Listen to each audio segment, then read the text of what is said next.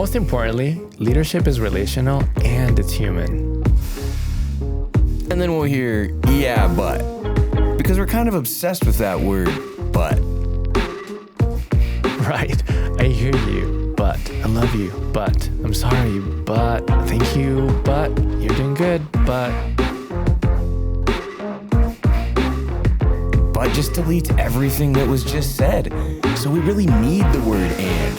I hear you and. I love you and. I'm sorry and. Thank you and. You're doing good and. I'm Josh Donovan with Lighthouse Institute. And I'm Patrick Ibarra with Lighthouse Media. And we're excited to dive into leadership through real conversations. It's all on the table. Work, parenting, marriage, conflict, friendship, personal growth. Because wherever you go, there you are, leading yourself and leading others. So really, this is leadership and everything else.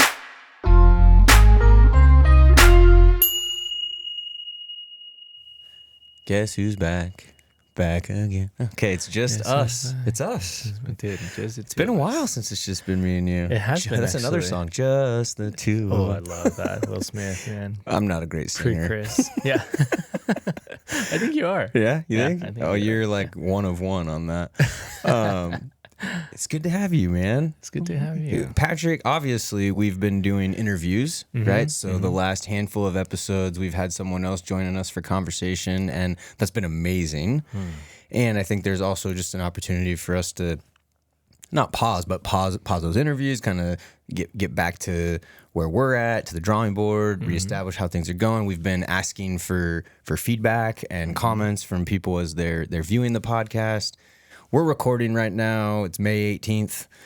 We only have 2 live, and so people are kind of making their way to it, getting some traction. I think our YouTube episode 1 is like at 200 views now, which has been super cool. Yeah. In one of the platforms, because it's been hot on YouTube. It's been like Apple Podcasts is also, going up in flames. It's great. People are downloading it. I'm getting messages. Yeah. It's fun. Yeah. We're getting really good traction and good feedback too. So we appreciate all that. Thank you guys. Yeah. It's been a lot of fun. So the way that I was thinking about coming into today's conversation was marrying 2 ideas, like just the what you and I have done with this podcast and working on it and getting it to this point of getting it published and out into the world. And then the conversation we have in the leadership series about the pursuit of greatness. So and we do that in sessions 5 and 6. And over the last 2 weeks, I actually did those sessions 3 times in a row. We don't always structure them to be immediately back to back. Like with a lot of clients, we will stretch out our leadership series sessions, 2 weeks in between. Sometimes they'll meet every week. With some of the larger clients where we've been traveling and going further away, we do a cadence where we meet for 2 sessions back to back, and we do that once a month over the course of 6 months-ish, gets you through the leadership series. So I've actually been doing them on back-to-back days, session 5 and then session 6. And when we do session 5, we talk a lot about core ideology, that whole idea of core purpose, core values. We spent a pretty good amount of time in that with Chris Fela when we were diving through the why process, how to go about finding your why, putting clarity to that, what that means. We didn't spend a lot of time talking about the outer ring of I'm talking about Simon Sinek's golden circle, the why, the how, the what. And, Simon communicates that most people in organizations come from the outside in. They talk about what they do. Some know how they do it. And he says very few people or organizations know why they do what they do. So we're talking about that and we want to shift that approach from the outside in to the inside out. Start with why, clarity around hows. Then you get to that what idea, which becomes like your goals, right? Let's talk about, in the leadership series, we start the conversation by saying, what do you want to be great at?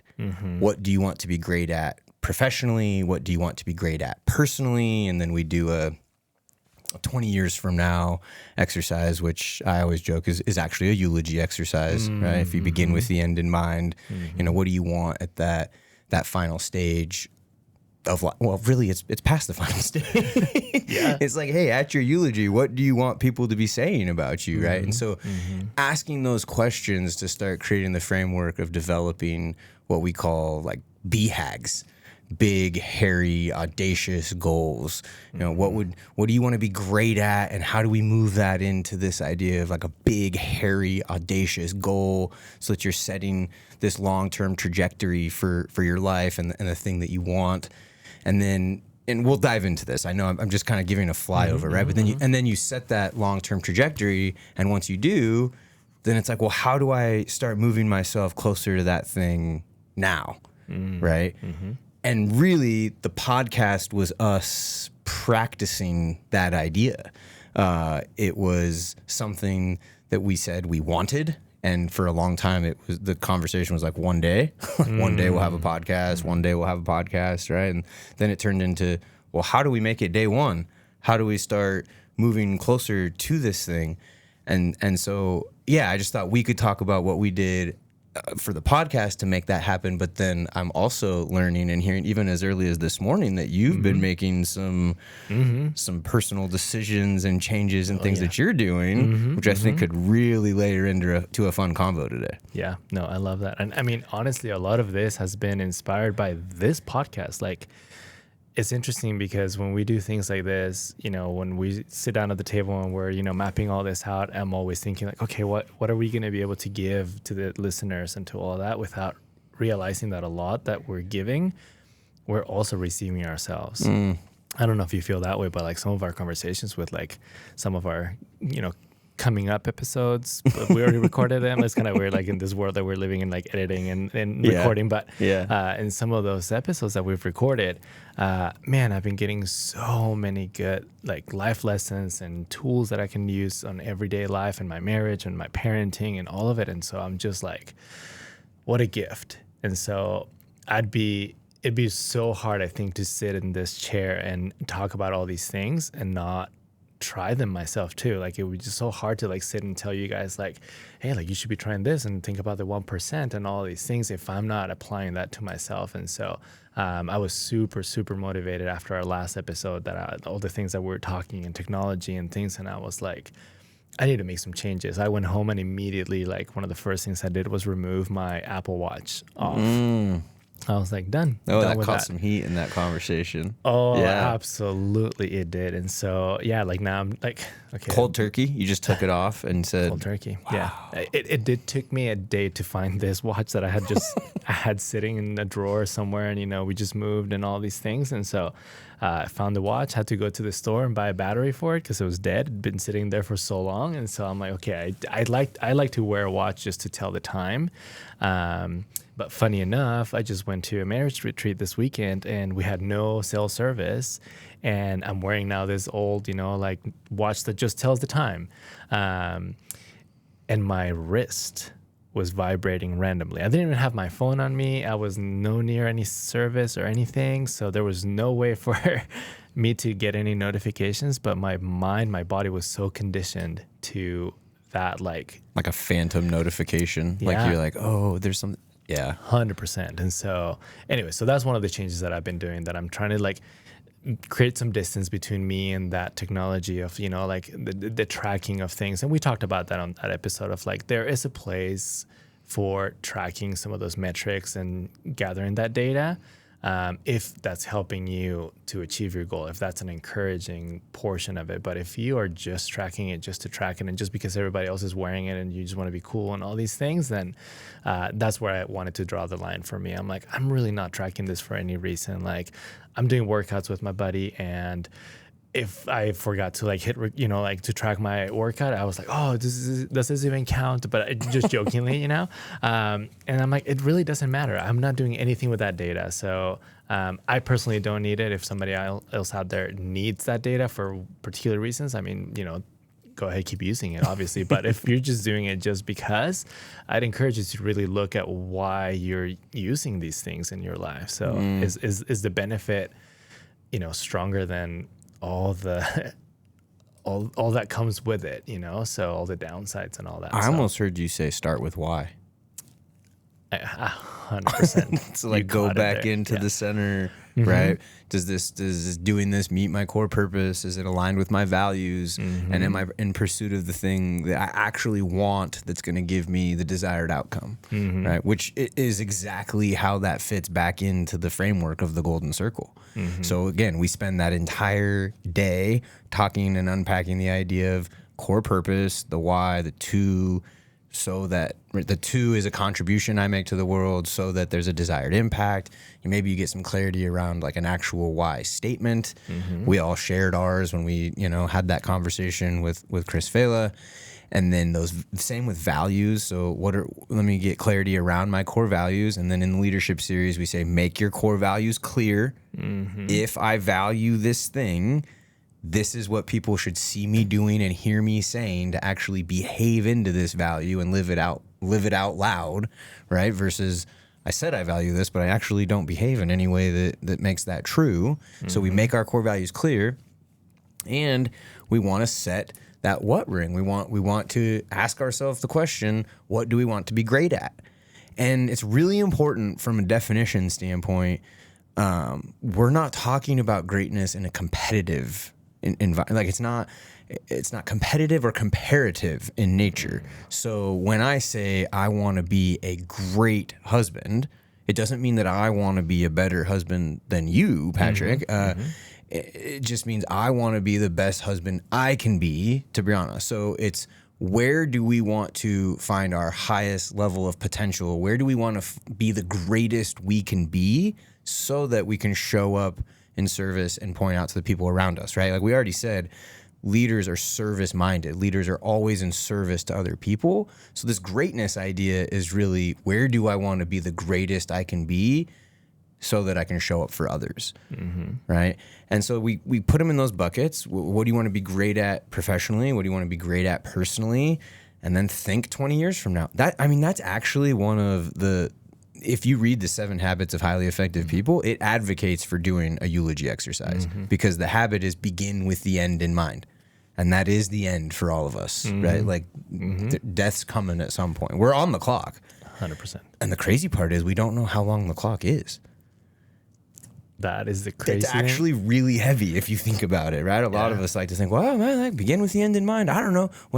We really don't know what that clock is. Now, I also have some power and influence over that with my daily decisions and life choices. Am I moving closer to longevity, or am I shortening my life with some of the decisions I'm making? We can get into more of that in a second. So we give participants quite a bit of time to wrestle with those questions. They're big questions. Well, what do you want to be great at? I typically will let people process and think about their own contemplation before I share anything, because I've found in some rooms when I share too early, the things I want to be great at tend to like pop up on their list and their radar, which is fine. But I really want them to have an opportunity to think about it beforehand. So when I identify things I want to be great at professionally, I say I want to be great at leading the people that I serve. Specifically with vision and empowerment. So, my role within the organization is often like the long-term vision, kind of setting strategy, and then empowering other people on the team to make those things happen. I want to be great at doing that.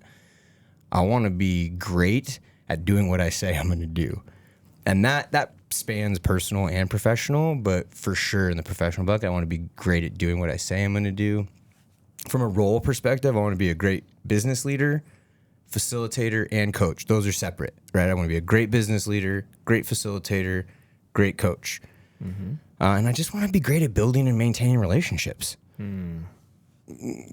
Professionally, internally within the business, but also externally, customers, partners, things like that. So, when that's how I start to answer that question, what I want to be great at professionally. I'll answer the personal bucket, and then I'll pass it to you and see what comes up for you. Personal, I want to be great at being a human. We joke sometimes that this human being thing is pretty hard, and I don't think it's that much of a joke. I think it's hard. I want to be a great husband, and I want to be a great dad. And for me, it's really intentionally ordered that way. I feel like being part of being a great dad is first being a great husband. So I intentionally order them husband, then dad.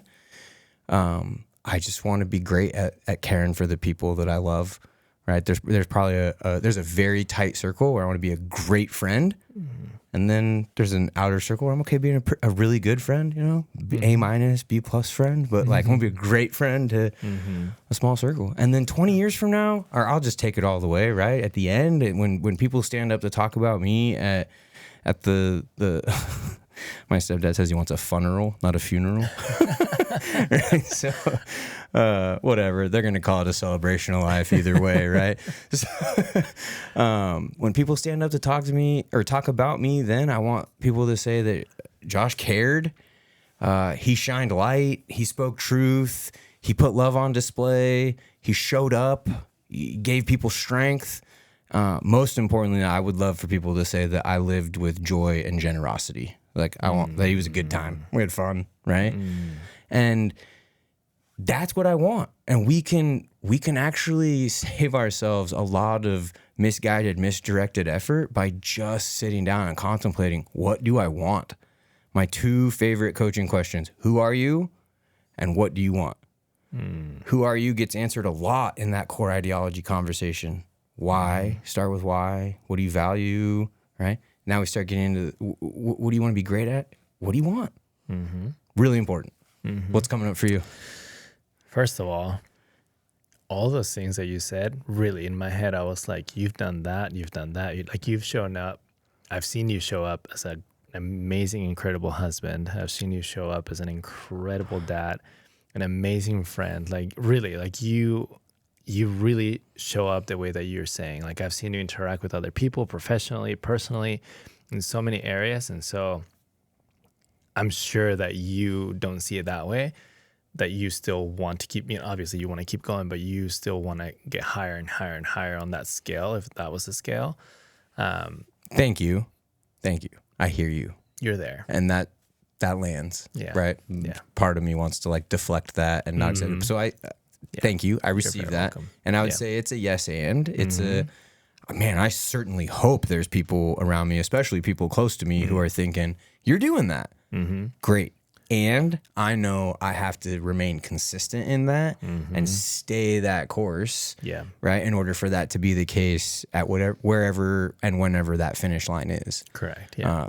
The kind of the idea of like, today's home runs aren't going to win tomorrow's game, right? So like, yeah, maybe I am showing up like that, but I'm a couple decisions or behaviors away from being out of alignment with that, which could land me with a different type of eulogy conversation. And so yes, thank you. Yeah.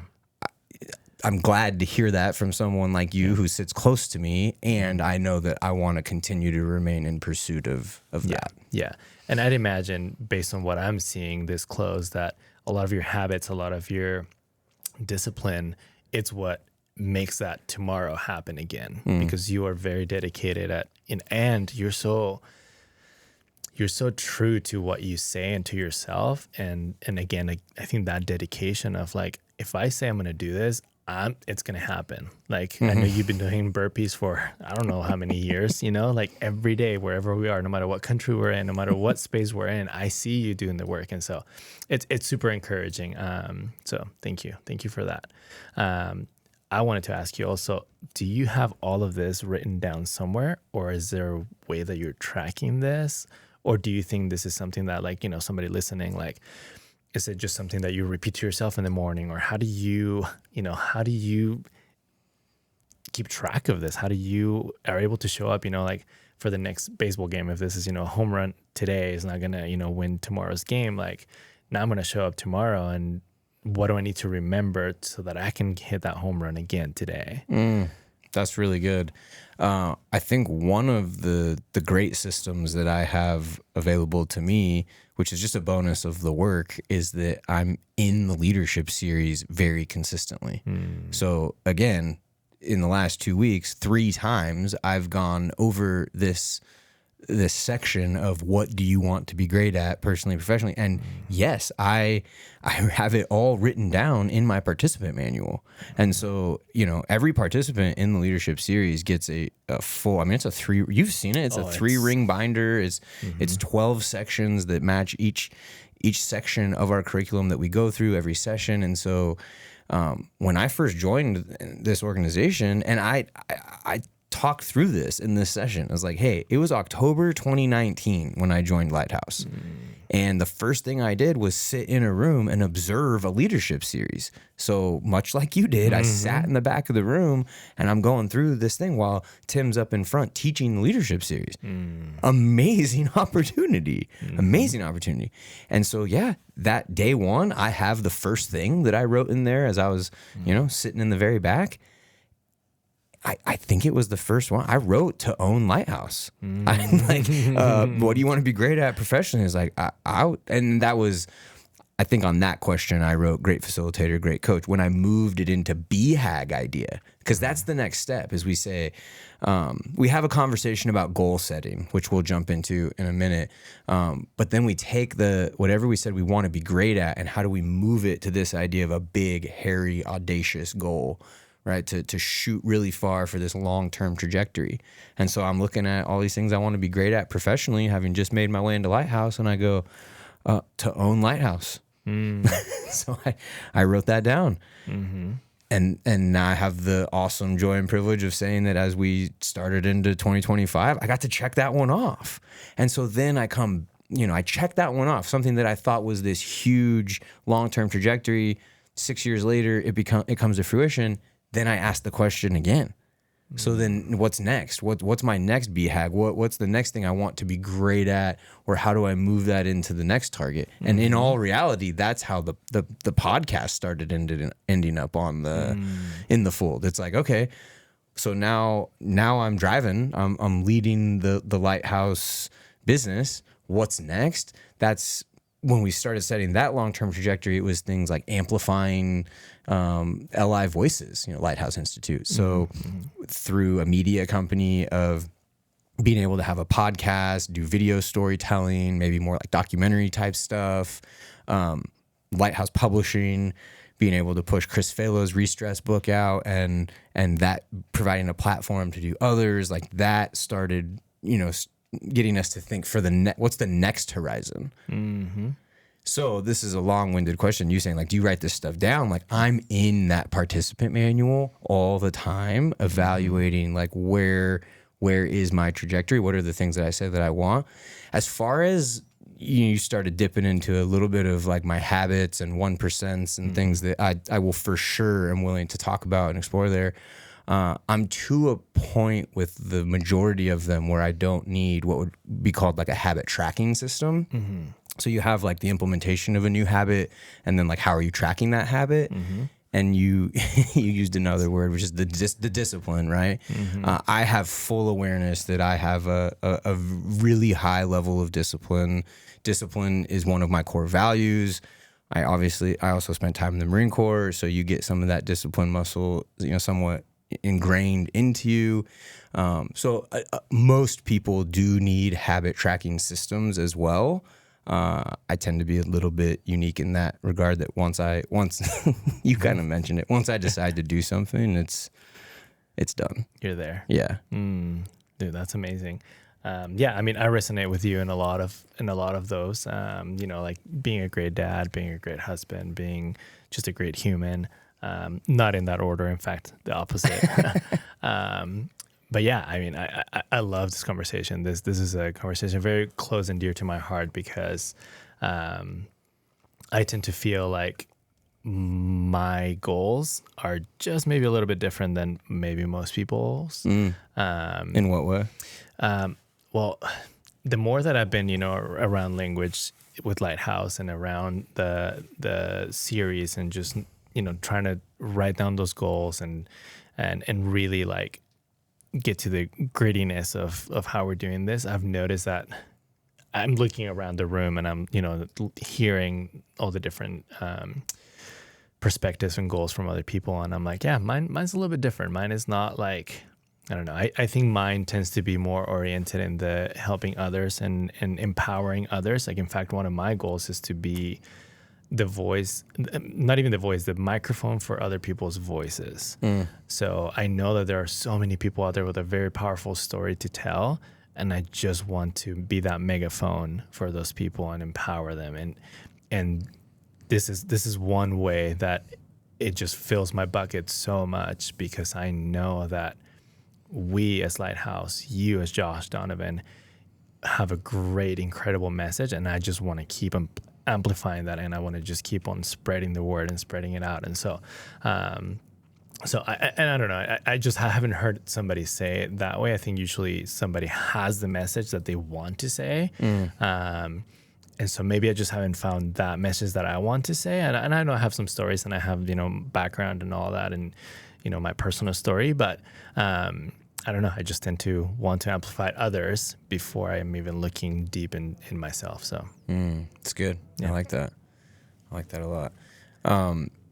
You're kind of, you're almost pushing us into the next phase of the conversation, which is like, so we ask these questions, what do you want to be great at? And then it's a little disorienting, because we kind of, from there, we go into like, well, how's goal setting worked for you in the past? And so there's this series of questions around, that is the first one. How has goal setting worked for you in the past, professionally, personally?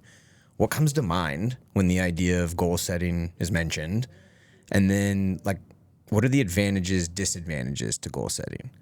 Which is interesting, because people come in all over the spectrum on that. You'll get people who are totally bought into the idea of goal setting at work, because that's how they've progressed through their career and they love it and they check those boxes. And then because they do it so often at work, they don't do it at home, or they don't do it personally. Like, you know what, I'm checking goals all the time at work, so I just don't even do it at home. Okay, great.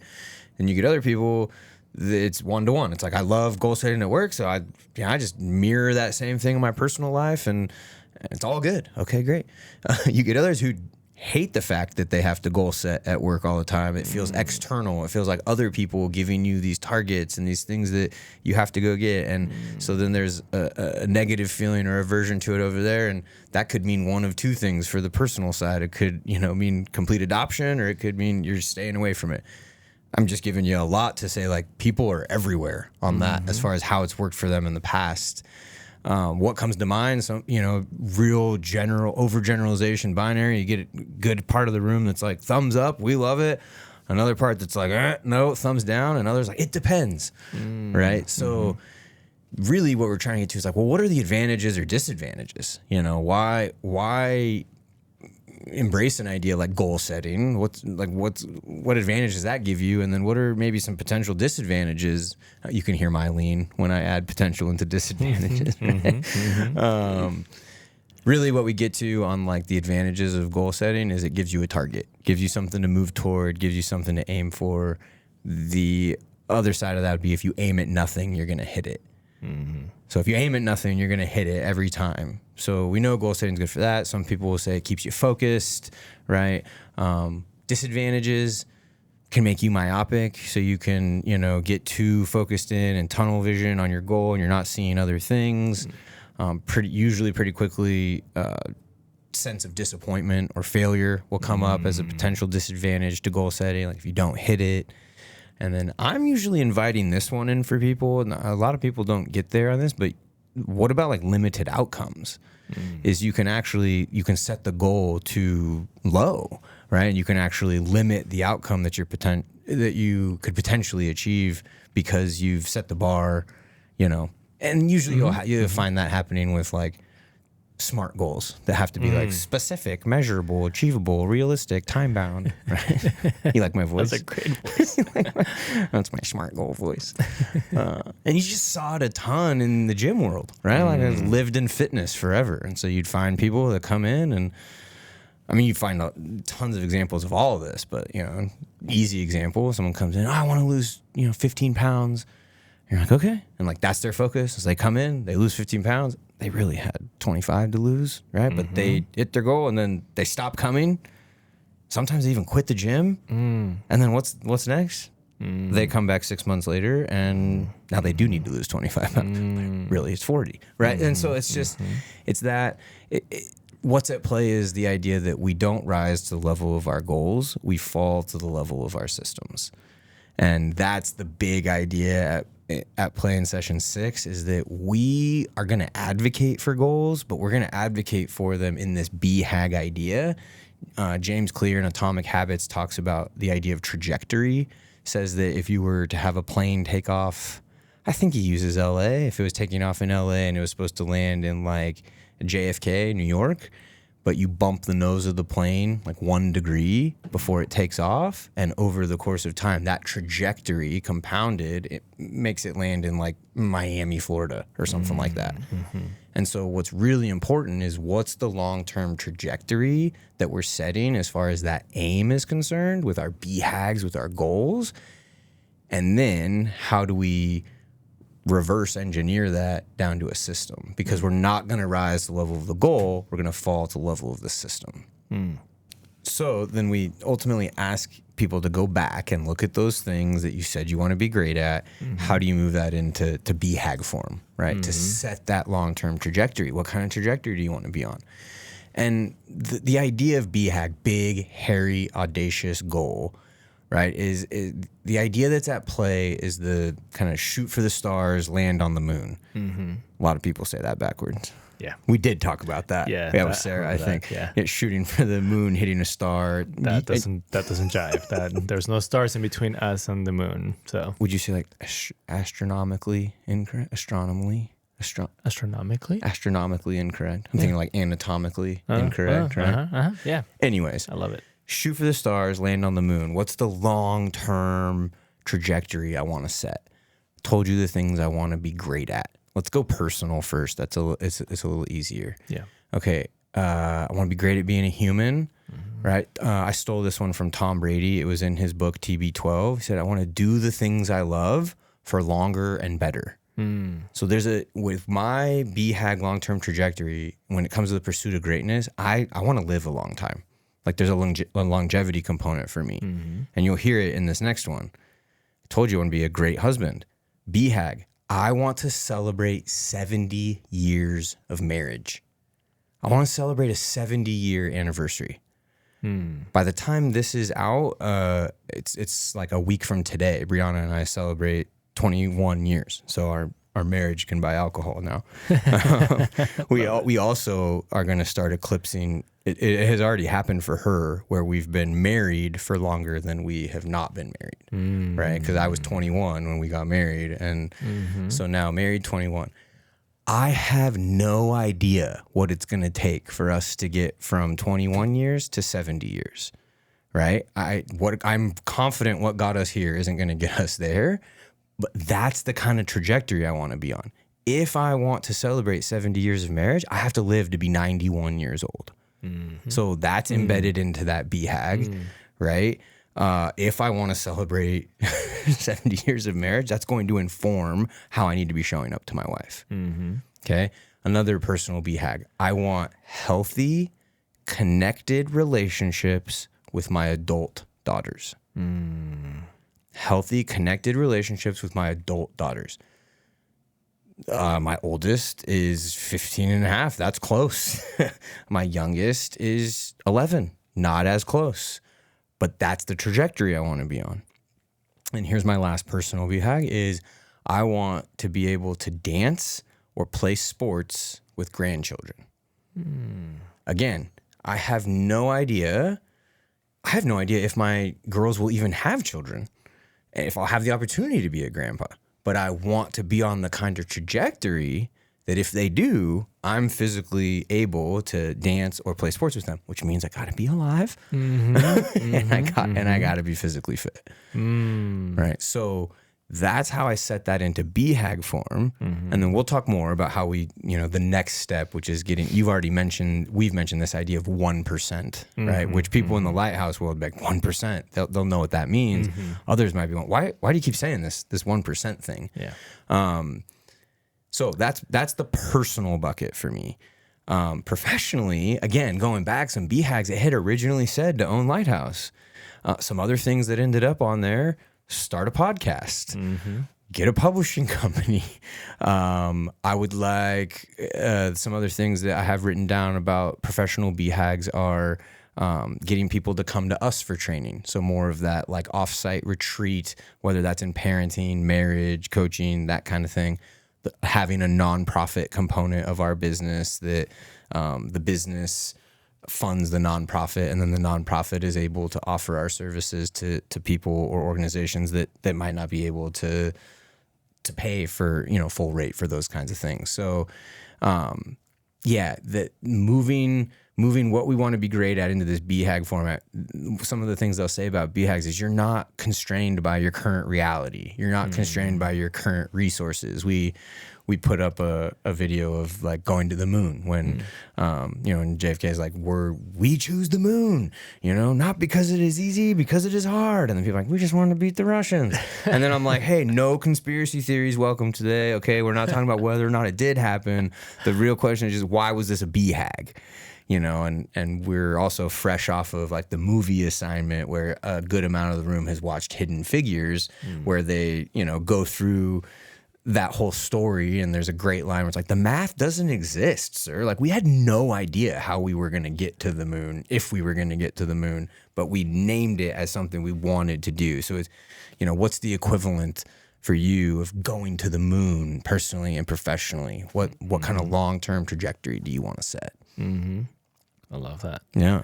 What comes up for you? You want to know for mine? It's interesting that you mentioned that you want to you'd have to get to 91 years old.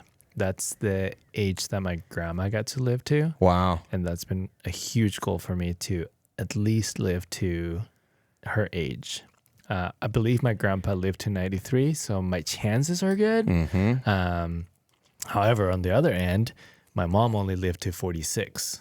Wow. So I'm like, ooh, okay, there's a little bit of like, and it was not just an accidental death on my mom's side. So I'm like, well, it was not just like, she got run over or something. So anyway, so there's a little bit of a lot at play there actually. And so in fact, some of the changes that I'm making and that I've been making in the past like week or two now have been really inspired and guided towards that goal of I want to live a healthier life so that I can, by the time I get to 91, I don't want to just be alive. I don't want to just be in a bed that is like, yep, he's still alive. Like that's not what I want. I want to be active. I mean, last time I saw my grandpa before he passed away, I believe at that time he was 91, maybe 92.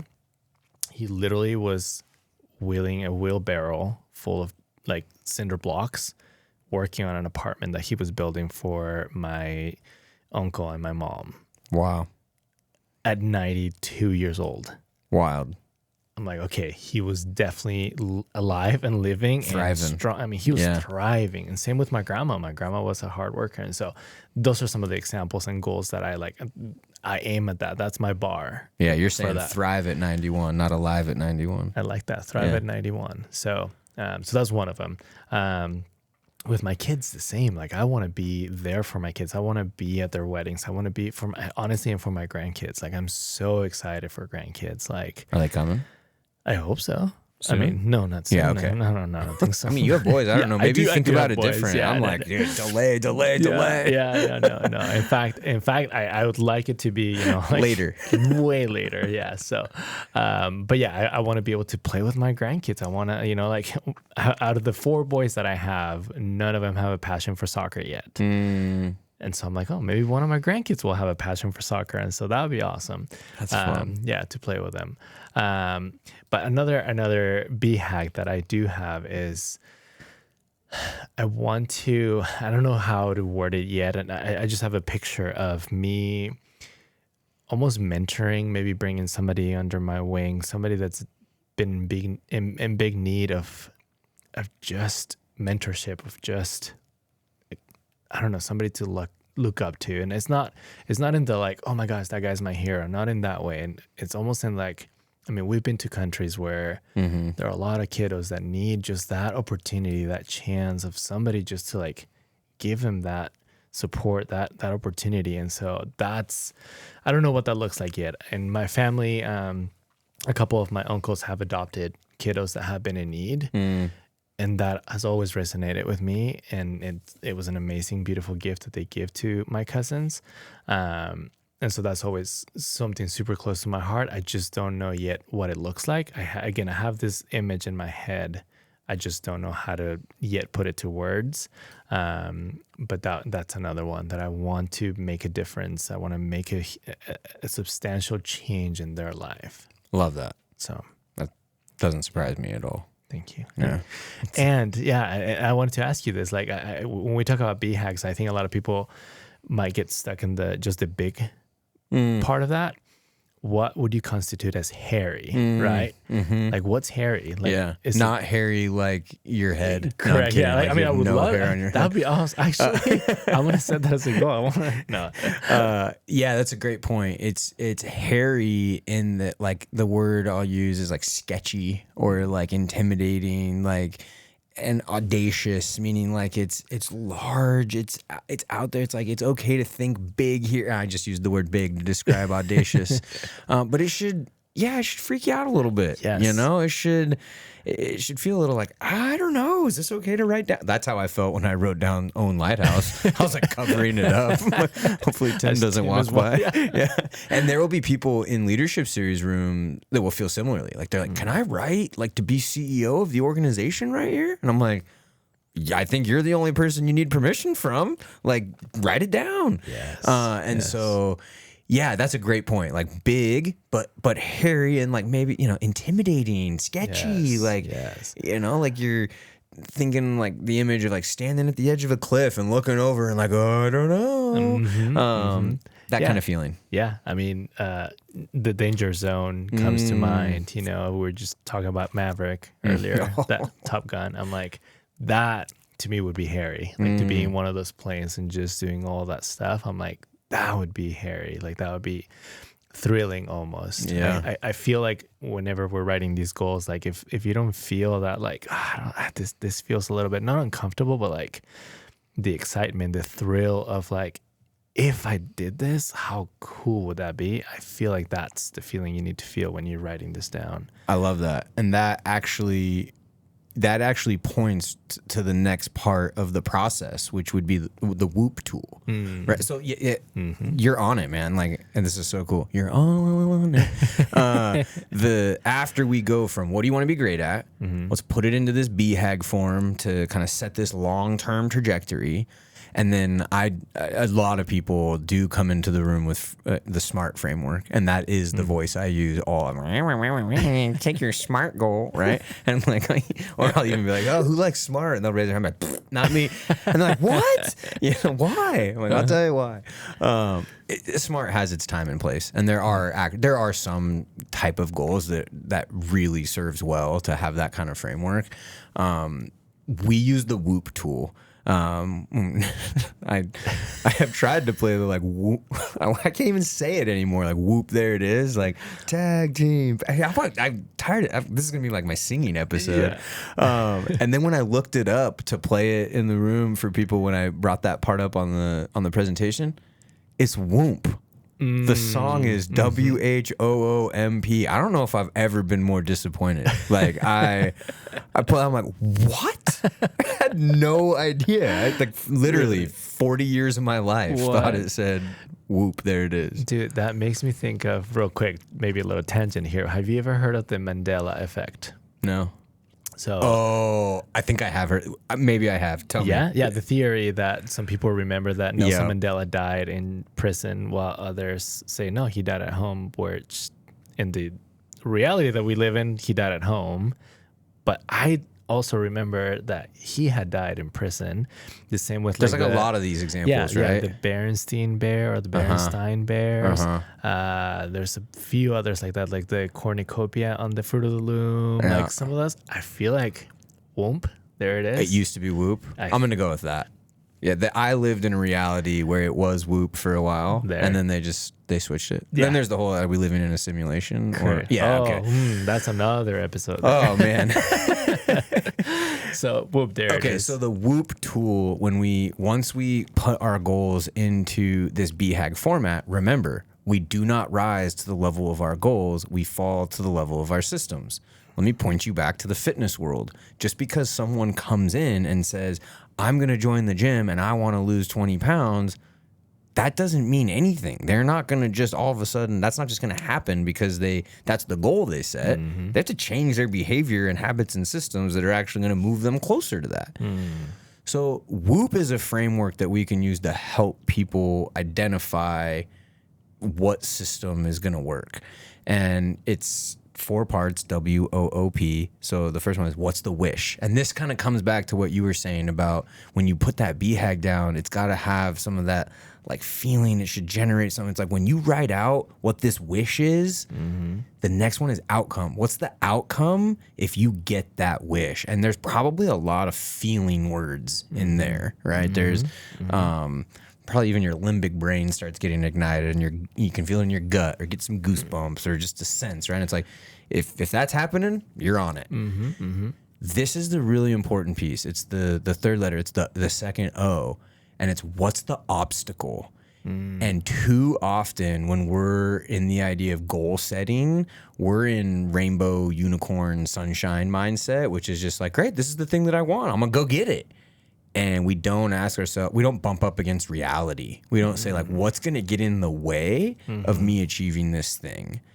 And I mean, this goes all the way back to the Stoics, right? The obstacle is the way. That which is preventing your task is your task. So the only way that you'll achieve this wish and the outcome that's attached to it is if you're able to overcome the obstacles.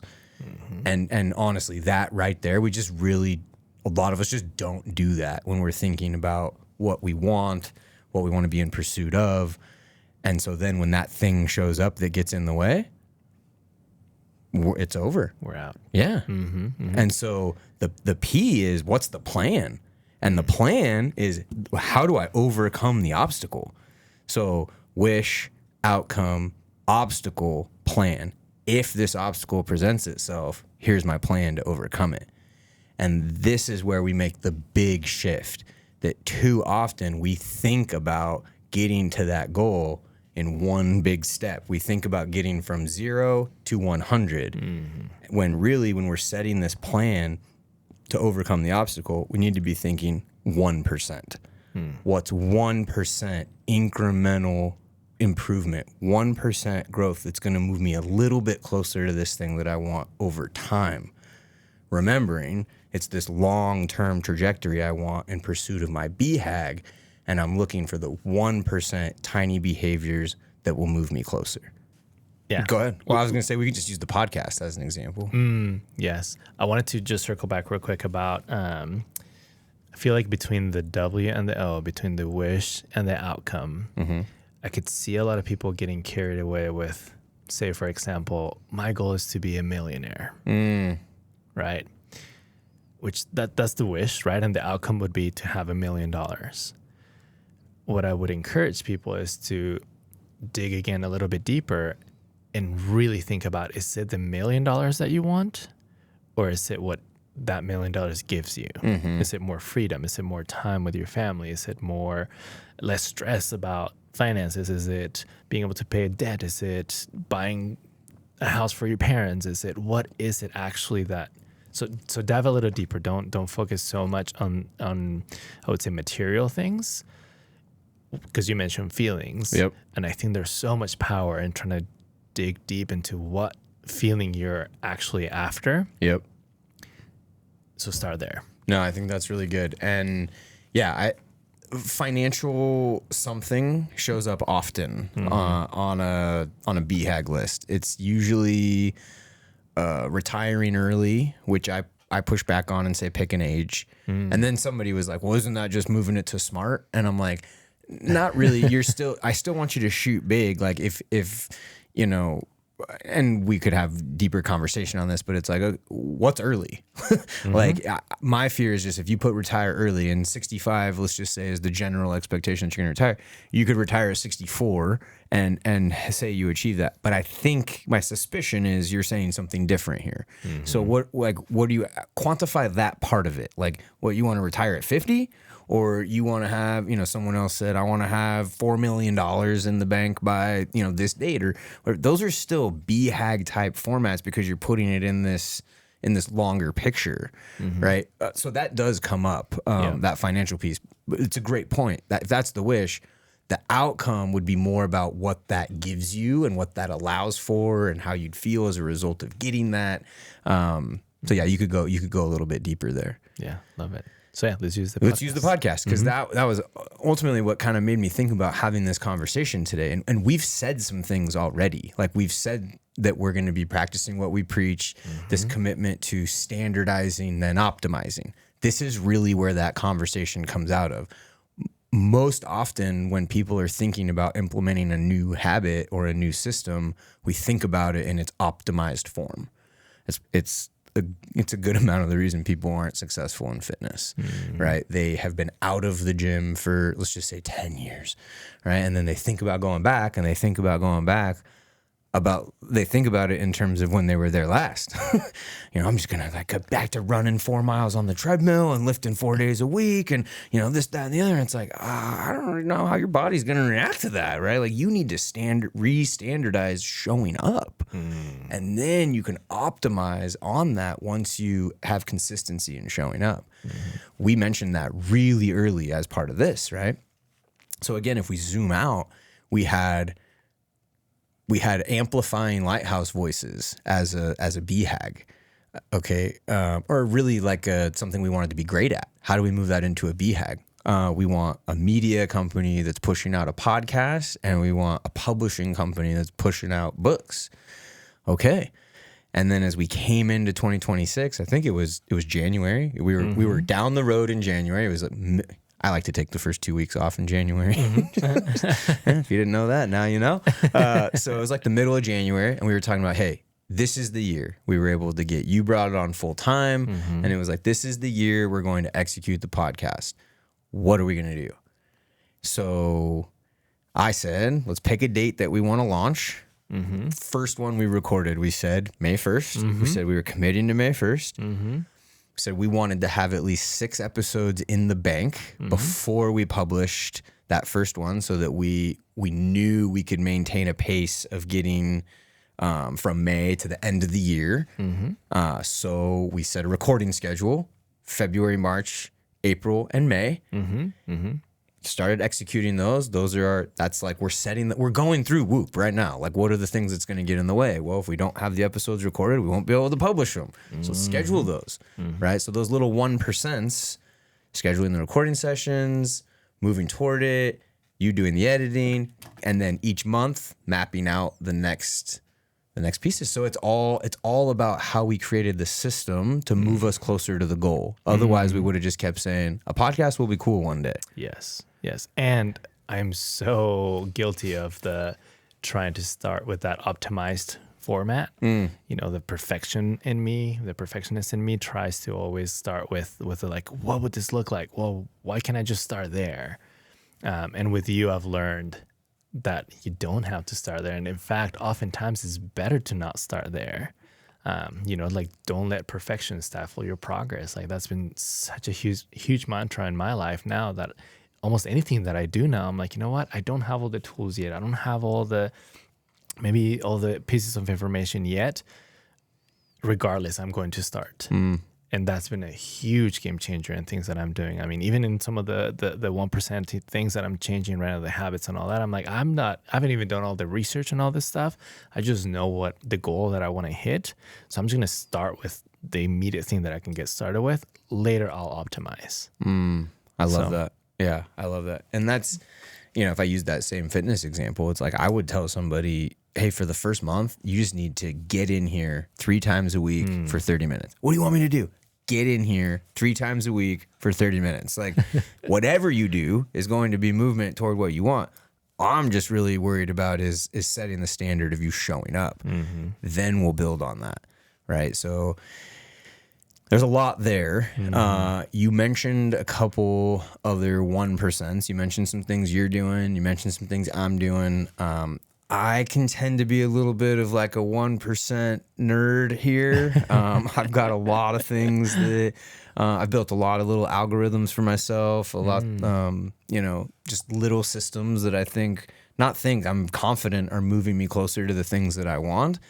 there's part of me when I share these that can almost feel, I don't know the word. I know how I start to feel in the room. I start to feel hot. I start to feel uncomfortable. I start to like sweat a little bit. And I think it's something that you said earlier about what the podcast has been doing for you, and the like practicing what you preach and hearing it and wanting to move toward action. And that was immediately convicting for me when I stepped into the Lighthouse space. It's like, oh my gosh, we're advocating for some really heavy, like some deep things here. And I just know myself enough to know I'm going to have a real problem standing up here, facilitating, communicating these same things if I'm not in alignment with them. Yeah. It's a high bar. It really is. It's a high bar. And so then I think my awareness of it being a high bar, some of the feelings that started to come up for me is like, I never, ever want to present as like having it all together. Right. I never want to present as like, well, dude, I've nailed this. I have like put my BHAGs together, and you know what? Every single one of my 1% are moving me closer to who I want to be and what I want in the world. Cause that's not true. Right. And there are, James Clear has a really convicting quote that says, every behavior gets a vote. Once you're clear on the things that we're talking about, once you're clear on core purpose, core values, and you're clear on the long-term trajectory that you want to set for goals and targets, every behavior gets a vote. My behavior is either in alignment, moving me closer to that, or it's moving me further away. That's a lot. That's a lot. And I can tell you not every single one of my behaviors get the vote that I'd always want it to get, right? So the whole idea of remaining in process, that meme that I shared on the first episode that's caught all kinds of attention, and the repeat after me, right? I am allowed to be both a work in progress and help people grow at the same time. Super important. So that's an important caveat that I do not want to present like I have it all together. Part of the reason I'm super passionate about this section of curriculum is because there's been plenty of windows of my life where I've been grossly out of alignment, not clear on my core purpose, not living into my values, not being in pursuit of things that were the right things or the worthy things. And it's rocked my life many a times. So that creates a strong conviction and a strong commitment to wanting to stay in alignment with this stuff. But I don't facilitate or present them with expectation that others lean in at that same level or adopt those same things. It's about meeting people where they are in their journey, and the hope that, maybe sharing some of these things can spark some motivation or some momentum in others. So I don't know. What are you hearing? Oh, I'm hearing a lot of things. I'm hearing so much right now. Couple of things. One, when you're talking about, those daily, voting for those decisions, I can imagine people going about their day just in the routines that they're going through, not even realizing that each decision really that you're making actually either drives you closer or farther away from your goal. And so just having that realization, that awareness of like, actually asking yourself, is this decision I'm making right now? Because whether you are ignoring it or just you're so used to it, if you don't realize that you are making a decision in that moment, then you can easily just go down a path of like not paying attention to what you're really doing in your life. And that just takes you down the road that you might not want.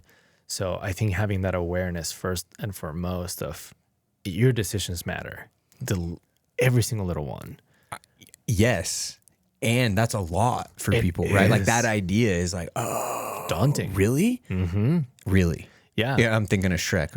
Really? Really? Yeah. Right? Like, really? Like, Yeah. really, this is true. What we're saying is that every behavior does get a vote. And that's a lot. I just have full awareness. That's a lot to digest. And I'd say this too, though.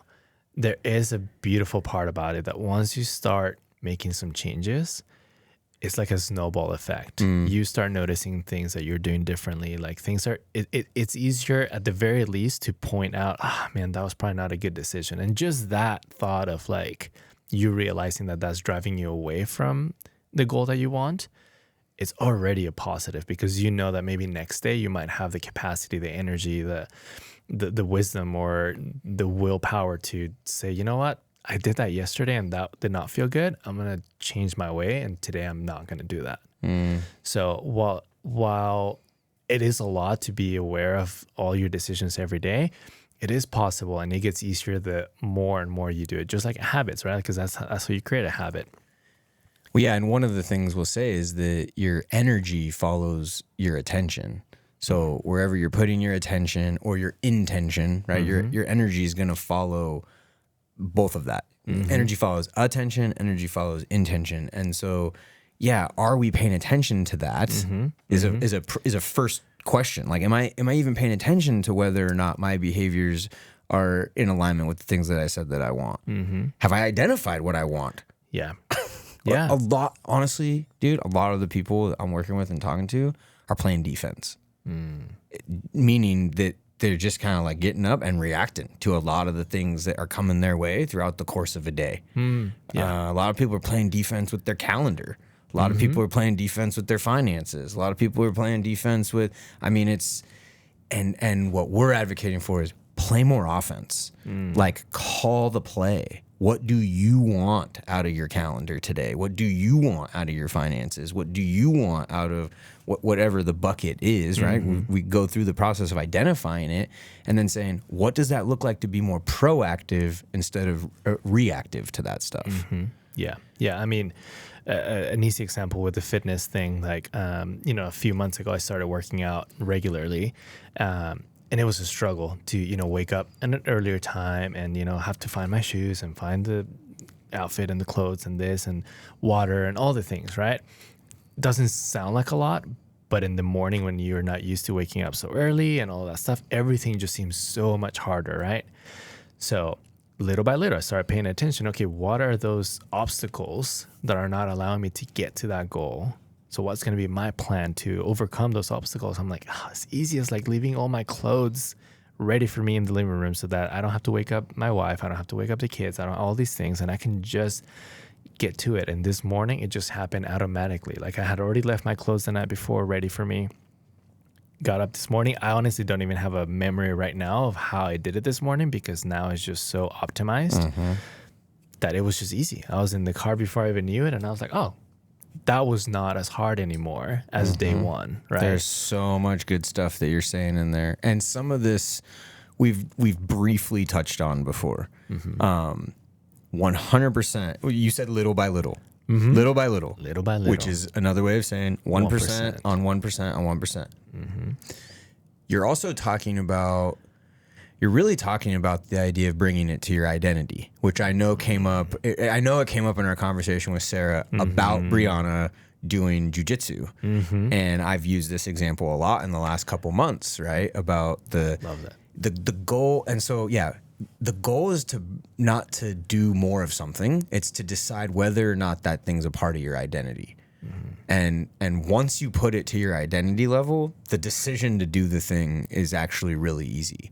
And so I'm hearing your 1%, and I'm hearing you've made working out in the morning part of your identity. Right? You are someone who gets up and trains. And that makes all those little micro decisions easy. That's the easy you're talking about. Yeah, it comes from repetition, but it also comes from you're ready to be that person now, right? So James Clear will say it this way with a few other examples. Like, the goal is not to read more. The goal is to become someone who reads. The goal is not to learn how to play an instrument. The goal is to become a musician, right? And similarly, like when we were talking with Brianna, I was like, well, you don't consider quitting yoga or quitting the gym because those are those things are your identity. And now, since those conversations, she has decided she is someone who trains jujitsu, so that now that conversation's over. Like, there's no more, I'm thinking about quitting, I'm in and out, this and that, right? It's like, it's on the calendar, she's going, it's, the girls are in it. Like, it's the snowball has started rolling. Correct. Yeah. So yeah, that's an important piece as we're thinking about those 1%. We're thinking about potentially adopting new habits or systems. Are we willing to bring this down to that identity level? The next thing you're talking about is the idea of lowering the bar, right? The standardizing, then optimizing, lowering the bar. There, James Clear, we love James Clear. Love Atomic Habits, phenomenal resource. It's my favorite email that I get every Thursday. Huge fan. BJ Fogg wrote another book that was very similar called Tiny Habits. And it just did not get as much traction in the world. There's actually some interesting research as to why, the structure of the books, the titles, the covers specifically. But that's nerd alert for another time. Tiny Habits, like he says, he's like, floss one tooth. I mean, like all of us are getting jammed up by the dentist, right? Like, did you floss? Yeah, yesterday. Like bleeding all over the place, right? And it's like, so he says floss one tooth, lower the bar, right? Like do one push-up every day. And then you build on that. But when I hear you saying like leaving my workout clothes out, the night before, like literally that is what James Clear advocates for when he says lower the bar. He lowers it all the way to put your running shoes at the front door. So when you walk in, you put them on, right? I have a similar, when I am traveling and on the road, when I finish facilitating and I go back to the first thing I do when I walk into my hotel room is put on my workout clothes. It doesn't mean I'm always working out within that first hour, but the workout clothes are on and it's non-negotiable. My next algorithm is if you want to eat dinner, you have to work out, right? So, and I like to eat. So like I get the workout in. It's non-negotiable, but it's because I'm someone who trains. It's what I do. So that was a little bit of unpacking of all the stuff that you gave us right there. Let's go back and let's talk about I was like on a tangent of like trying to buffer my 1% before I shared them. But yeah, I do have quite a few of them. So if we're talking personally, I mean, you already mentioned my burpees. So that started January 1st, 2020. And if you remember, I said I joined Lighthouse October 2019. So you can figure November, December, I'm going through these sections of curriculum. I'm identifying new BHAGs. I'm identifying these new systems 1%. This is when I become a James Clear disciple at this point, right? Everyone's buying me Atomic Habit stuff for Christmas that year. That's actually true. And I roll into January and I say, hey, I'm going to do 10 burpees every single day. Yeah, that was the commitment. And it was just like a couple other people took it some different ways of like they were going to do 10,000 for the year or some of those other things. And I'm like, no, this isn't about like speed to getting to a number. This is about creating a consistent habit and showing up. And so mine was very intentional. 10 burpees every single day. I did end up participating in the 10,000 for the year, but it just meant I needed to do more burpees, right? So I did my 10 every day, and then there'd be times where I would do max set, like how many can you do in 5 minutes or how many can you do in 10 minutes? It's miserable. And some people listening are like, what? Yeah. So 2020 was the year of setting that habit. Every single day, 10 burpees a day. And yes, we are now in middle of 2026, and I've maintained that habit every single day. I feel it. I feel the embarrassment. I don't know what it is. I don't know if it's embarrassment. I don't know if it's guilt. I don't know what. But like, yeah, for me, I have committed to that, and it's been 100%. And I just don't. To be honest, it's there's no decision. It's not. Like some people are like, I don't know how you do that, and I'm like, I honestly don't know how to answer you, because like for me, it's just. I do burpees every morning. It's all algorithmed, and it's in response to the WOOP, right? So 10 burpees feeds a couple different of my BHAGs. If I can do 10 burpees every single morning, I'm pretty confident I'm going to be physically fit enough to be able to like pick up a grandkid, maybe play some sports, dance a little bit. I need to do more than the 10 burpees, but that's my floor. No matter what, I've done that every single day. And so it's just, if you get out of bed, you're doing 10 burpees.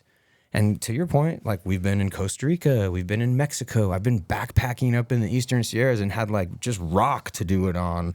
I've been hurt. I've had like some ankle injuries. I had a shoulder that was bugging me. I've been sick. I've been like, I've been involuntarily sick. I've also been like hungover and like that, you know what I mean? Like there's been lots and lots of like just different environments and things. And it's just, I don't know, no excuses. I don't know. That's all I can think of. Tell me more a little bit about, we earlier you talked about there's been times where you've missed the mark on other areas, right? Maybe not the mark, but like the path that you had chosen, you were not on that path. For somebody that is listening to us and in looking at this, is that, I don't know, I think I have a couple questions there. Is like, is there room, can we give ourselves room for the fact that we're humans and we're not perfect and that we're going to miss the mark? I think most people need that. Because I think normal people need that. I'm sorry. That's not nice. I do think people need that. I have full awareness. My approach to it is not normal. I've had several people come alongside me in doing burpees, some for a year, some for a portion of a year, some that, are willing to give themselves more grace on the expectation. And I'm here for all of that. I say like, this is just how I go about it. Like I'm not going to miss. It's going to be non-negotiable for me. I don't want to project that on you. James Clear says never miss twice. He says the expectation can't be perfection. So leave yourself room to miss, but don't miss twice, because that's the start of a new habit. And I think that's a really good way to look at it, that leaves room for that humanity that, look, we're not going to be perfect at this. So give yourself some grace. You miss, and again, not everyone's going to have habits and systems that are daily, that are like every single day, non-negotiable, right? Maybe it's to get to the gym 3 times a week, and 1 week you get twice. Okay, cool. You would call that a miss. The next week, make it non-negotiable. You get back to 3. And I'm using fitness examples, and I end up using a lot of fitness examples in the room just because they're easy and tangible. But that's a framework, I think, for people to use. That's like, okay, you're gonna miss, just don't miss twice. Correct. No, I love that. All right, so I do 10 burpees every single morning when I wake up. That feeds my longevity goal. It also just helps get me up and get me moving in the morning. I do take a cold shower every single morning. That one took me a while to like fully bring to my identity. I'm someone who takes cold showers, so I was dabbling with it in 24. By 25, I committed to every day I would have cold water exposure at some point. But then I wasn't consistent about doing it in the morning, and so I would find like my brain would really be like caught up on it if I didn't do it in the morning. It's like, when are you gonna check this box? And like, you're gonna do this late in the afternoon. So moving into this year, it just said first thing in the morning. Like it's basically after I do my burpees, just burpees, cold shower. And there's no turning back from that. I'm up. Like it's time to go. You're not going back to bed after that. Tell me more about the cold showers. What does it do to you? What is the intention behind taking a cold shower? I don't know. Go listen to Huberman or Rogan or Gary Brecka. A lot of I do listen to those guys. Gary Brecka is probably my preferred voice in the longevity space. He has The Ultimate Human.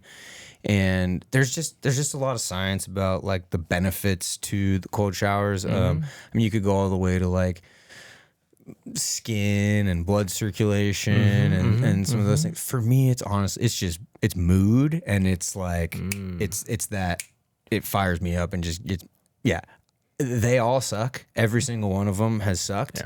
They don't get easier, but I have yet to regret a single one. So that's the decision's made. It's happening. It has happened every day for a year and a half now. And it is still one of those areas where I can feel my brain trying to play tricks on me. Like, do you really need to do this? What's going on? Like, what's happening? It's hard. That's saboteur, huh? Yeah. Joe Rogan has a great line. I mean, he does the cold water plunge every morning. And I do eventually. I don't know why I haven't. There's other reasons. But I do want to get to the plunge. But he says there's just something powerful about knowing that the hardest part of your day, you put yourself through. And it's the first part of your day, right? So there's usually little that is as challenging as that cold shower throughout the course of my day. Yeah. Reminds me of that Chinese proverb. And is a book also by Brian Tracy, I believe. It's called Eat That Frog. Chinese proverb that says that if every morning you had to eat a live frog, anything that you did after that would be a lot easier.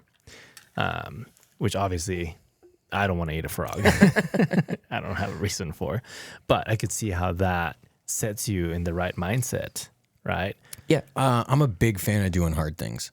So that's, I intentionally seek out doing hard things because of all the things that I told you that I want, how I approach it. I mean, we have not everyone in our family loves it, but Donovans do hard things. Like we say that a lot in our family of 5. And some people are more bought into it than others. Others are looking for new last names, So I think they kind of are. But there's just that whole idea. I mean, we talked about that a lot with Chris Free, right? Of just like we need difficulty, we need hard things. And so I have intentionally set a lot of those in my path, both physically, mentally, emotionally, spiritually. Like where am I bumping up against resistance so that I'm continuing to grow? Yeah. And speaking of hard things, how we were talking about earlier, that going through that hard stuff, right? Like on the other side of hard, that's where the gold is. I also think that a lot of the times you end up discovering that in doing the hard thing, you learn something about yourself. For sure. You realize that you have this ability. Because, yes, it's awesome to get to the goal, but in that journey of the hard, you learn that you have more capacity, that you are able to do so many more things that before you even did that, you didn't know that. And until you do, you realize what you're capable of. So I think it's beautiful. Like, take the challenge. It's scary. It's uncomfortable, but it's so rewarding. Fully agree. And I think, I don't know if this connects back to what you were saying or not, but you mentioned, the idea of when you're in pursuit of the wrong thing or kind of out of alignment, right? I really feel like that comes down to the clarity around the golden circle. And so those times in my life where that's been off the rails I've either been valuing the wrong thing or in pursuit of the wrong thing, right? So, the value being, there's a window in my life where the value is really just money. It was like, I just want the money. And the thing I was in pursuit of was a higher position and power so that I could get that money. And that was a season that put me out of alignment with who I really ultimately wanted to be. Right. And so I think that getting that clarity around what's my core purpose, what's my why, what are the things that I value? And remember, you make those clear through behavior. What are the behaviors that are going to make these values come to life? I mean, identify the thing that I want, BHAG, set that long-term trajectory. It's through that framework that I identify my 1%, my systems and habits. And if they're in alignment, then I know that I'm going to be on the path that's going to get me to that eulogy exercise that I wanted. If we don't do that, we run the risk of our energy and our attention going places that we don't ultimately want. And that's where you see a lot of people get far down the runway of life saying, this isn't what I wanted. Or how many people, I mean, it's the whole thing. Like at your deathbed, like how many people are saying like they wish they were at the office more? None of them. Yeah. Right. And so, but it's that whole going through the exercise of actually thinking about and naming what we want. Yeah. Yeah. I heard it put in a different way recently. Also, it's like going in on a train, that if you didn't choose that train and you don't know where that train is going, the longer you sit on that train, it's going to take you that much longer to then get back on the right train towards the direction that you actually want to go. So the sooner you realize in which train you're sitting on, if it's the train that is taking you to where you want to go, then sweet, keep on riding that train. But if it's not, get off of that train as quickly as possible and get on the right train. Love that. So that's good. Yeah. Okay, let's... yeah. So some more 1%. So I'm thinking, talked a lot about the relationships I want. 70 years of marriage, healthy, connected relationships with my adult daughters. Those inform some 1%, right? So first and foremost is just the idea of dating. I date all my girls, primarily my wife. So we are very committed to once a month, her and I getting an overnight date away from the kids, and we don't leave that overnight date without scheduling the next one to create that system. And that's a monthly 1% thing that Brianna and I have that we're pretty confident if we keep that, that's going to keep us on the trajectory of staying married for 70 years. Brianna and I do these things I do with all of them. So, the girls and their schedule, my daughters and their schedules around sports and schools and all those things have made the consistency of our one-on-one dates a little challenging in this window. But we still have that system in place. And then we do a lot of writing. So I have journals for all four of them, and it just depends on where they're at in age. So my youngest Blakely is coming into the window where we'll start passing one back and forth. But to date, I just have one that I started writing in journals for all of them on their third birthday. And there was just an interesting thing where after my mom passed, I ended up finding a journal where she had been writing to me, and it started on my third birthday. And so I just, honestly, when I found it, Braylon was about to turn 3. And so I was like, oh, I'll just do this. And so I started Braylon's on her third birthday, and then I started Brinley's and Blakely's on their third. And I probably write in there 4 to 6 times a year. So, and those are journals they've seen them. They've never read what's in them. They know I have them. They know which color is theirs. They know I write in it on a very consistent basis. I take them with me on trips, and that's usually a good time for me to have dedicated time to write where they're not around. And I'm going to give it to them at some point. I don't know when. Maybe it's 18, maybe it's when they get married, maybe I really don't know. It's interesting because the content of those journals really shifts and gets more mature as time goes on, right? I go back and look, it's like, you were painting unicorns today, and you prayed for a truck that drove by, and stuff like that. So those are happening. And then Brianna and I really started, we have a journal, and this started when I went to Iraq. We shipped a journal back and forth, so that it wasn't just a letter. It was a cumulative letter on letter on letter, and so this journal makes up I think it ended up encapsulating 9 years of our marriage, and then last year we filled it up, and I got a new one, and so we passed that probably once a month, every other month, something like that. And then I started doing that with Braylon and Brinley, both of them around their 13th birthdays. So, prior to teenagers, they can't have valuable conversations writing. So it's challenging. So, but now we're passing those back and forth. So that whole, and that was a lot, but that whole journaling bucket, that's those are a couple different 1% inside of that bucket that for me are feeding my long-term BHAG of 70 years of marriage, of healthy connected relationships with my adult daughters. Those are things that I can be doing now that move me closer to that target. Wow. You've done the work. Doing. Yeah. Doing. And again, not perfection, not it's not 100%, but it is something that is 1%, and we move it a little bit closer. Yeah. That's beautiful. What other 1% are there? What other in the personal bucket? There probably more there's some personal professional overlap here.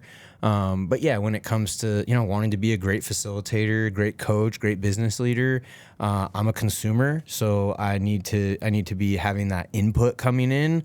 So it creeps people out. I don't do music in my car. So my car is my education pod. And if I'm in the car, I'm doing a podcast, I'm doing a book, or I'm making a phone call. which is not always educational, but I do a lot of windshield time and got to do my phone calls there.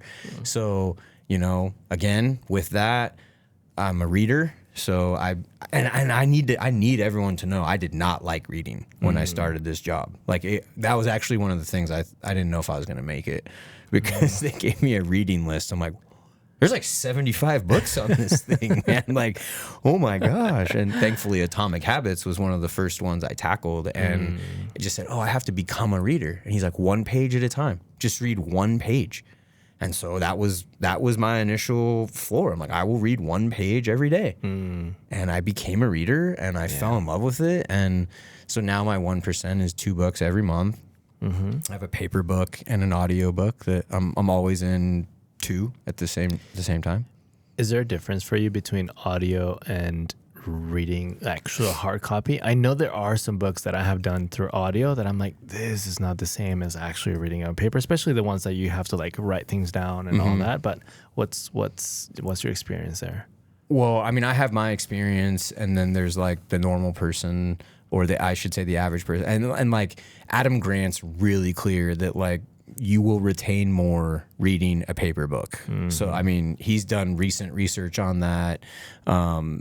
It's kind of undisputed at this point that like, yeah, you will retain more and probably get more out of it by reading the paper book. Chris Faree would tell you I've got some sort of crazy memory and recall ability. So audio for me, I can listen to something one time and I can grab it. It'll stay. So listening to me ends up feeling very close to the same outcome as if I were to read it on paper. There's only a handful of books I'll end up doing both. So it just depends. I would say learning style, but I'd really just say like people tend to know themselves best. And so, you know, I'll just, if I'm going to recommend something to someone, I'll just ask. I'll be like, do you tend to listen? Do you tend to read? Like, what do you prefer more? Yeah. But I listen. At this point, I probably listen more than I read paper books. Yeah, just because of the season you're in life right now. Time. You're traveling so much. You're driving. You're flying. Gotcha. Yeah. Time. Yeah, makes sense. Yeah, that's a big one. So yeah, the books, and then this, like doing this is a big, like recording with you and putting the podcast out is a big, you know, professional 1%. Been working on a lot of them this year also with Laura, who's, you know, did you see, you probably haven't seen it yet. She's working on a blog post right now, and she gave herself a new title. Oh. Yeah. It said she had coach and strategic sidekick. and she was nervous. She's like, I don't know if you saw I'm like, I saw it. What'd you think? I'm like, I love it. If you like it and you pick that, I love it. She's like, okay, good. So yeah, she's just been, I've been telling other people, she's been like my ancillary brain this year, and she's been super pivotal in moving some projects forward. So, you know, our Lighthouse blog was finally got a system behind it and some good traction. So we're getting one a month up there. By the time this one's live, we will have pushed out our first newsletter, which will be a new undertaking as a way of amplifying voices and continuing conversations. She's been a part of helping get the podcast up and running. So yeah, the 25 was a year of keep my head above water in taking on the business and still facilitate. I think I did 10 leadership series in 2025. Wow. And then 26 was a year to zoom out a little bit more, get further away from being in the business. So I'm only doing 4 leadership series in 2026 and work on the business quite a bit more. And Laura's been super helpful in moving some of that stuff forward. Yeah, she really is incredible. And I remember when we were having that conversation in the car, driving from one of our sessions down in Slow, that I could just see like you guys working together and like the benefits of like what I saw as a need in what you were doing, because your brain, I mean, you hold so many things. You are, I mean, a jack of all trades doesn't even fit it in the things that you do. And I could see a need for, you need a sidekick, really, like somebody that can just even like, hey, can you just write this down for me right now? Like, I know that seems silly maybe to some people listening, that it's like, what? Just grab a pen and paper. Like, it's not that easy, especially when you're operating at that capacity with so many projects and so many people in your life that you are involved in coaching and all of the things that you're doing. I could just see, I'm like, you just need Laura to be there to do all of these things, and it just makes me it makes my heart so happy to know that like it's like Batman and Robin, like that's just what I see. So I'm like, oh, this is so cool. So anyways, love it. Thank you. No, of course. Sharing that. Yeah, I mean, I think that covers a lot of them as far as, again, what do we want to be great at? Moving that into BHAG format, whooping it so that you get down to this idea of what's 1% incremental growth. And often the high performers I'm working with are really, and we've talked about this before, they're really quick to identify the gap, right? Like this came up, I know this came up because this clip got a lot of traction and out on social media, that we are so quick to recognize what we're not doing well. And sometimes in companies where we are doing multiple leadership series, you'll have people come into the room and they'll start hearing some of the Lighthouse principles and they go, did like our leaders take this? Because they're not doing any of this, right? And you're like, oh, that's a super powerful statement that like your leaders went through 65 hours of training and they're not doing any of it. I wonder if you might actually be able to find where they are taking 1% incremental growth toward these ideas. Because if we're always going to come to the gap, that's going to be really challenging, right? And I get the hunch that you do that to yourself too. So like we can, instead of focusing on how much further there is to go or the gap, it's like, let's just focus on the right next step. What's the next 1% thing that moves me a little bit closer to what I want? And that tends to be a pretty big mindset shift for people. Yeah. And I mean, I'm living it right now, and it's so empowering to know that you don't have to do it all at once. Like just giving yourself that freedom, that just break in thinking that it, because you look at these goals, you look at a shift. If somebody's considering a shift in their life because they don't like the direction that it's going, it can seem so daunting that I have to change all of these things. But if you give yourself that permission to just focus on that 1%, what can you do today that will be better for tomorrow? Man, that's already a huge mindset. Yeah, so. And make it smaller. Don't think about all those things at once. Pick one thing. What's one thing that's going to give you impact, the impact that you want, that's going to move you a little bit closer to the thing that you're saying is, I'm taking your example, right? You're saying is a gap right now. And instead of thinking about, I got to change all this stuff, just pick one thing. And I paused there so you can grab that and, right? That was a big and. You can pull out. And keep in mind James Clear's other quote, which is the ultimate form of optimization is elimination. Nothing's more effective than removing the ineffective. Or we use good to great, and when we are covering sections 5 and 6, they've also just finished chapters 5 and 6 of Good to Great. And in chapter 6, they talk about a culture of discipline within the Good to Great companies, and that they started with stop doing lists. And that's they're essentially saying the same things. The same thing James Clear is saying is that you have to remove the ineffective. So sometimes instead of thinking about all these things I might have to change or start doing differently, you need to just think about the one thing you need to stop doing that's getting in the way of what you want. And that's going to, a simple example like a budget. So like people that want financial freedom, right, or retired at an early age or whatever it might be, it's like the first thing you have to do is stop spending money on stupid stuff. So you can pick all these things and stop.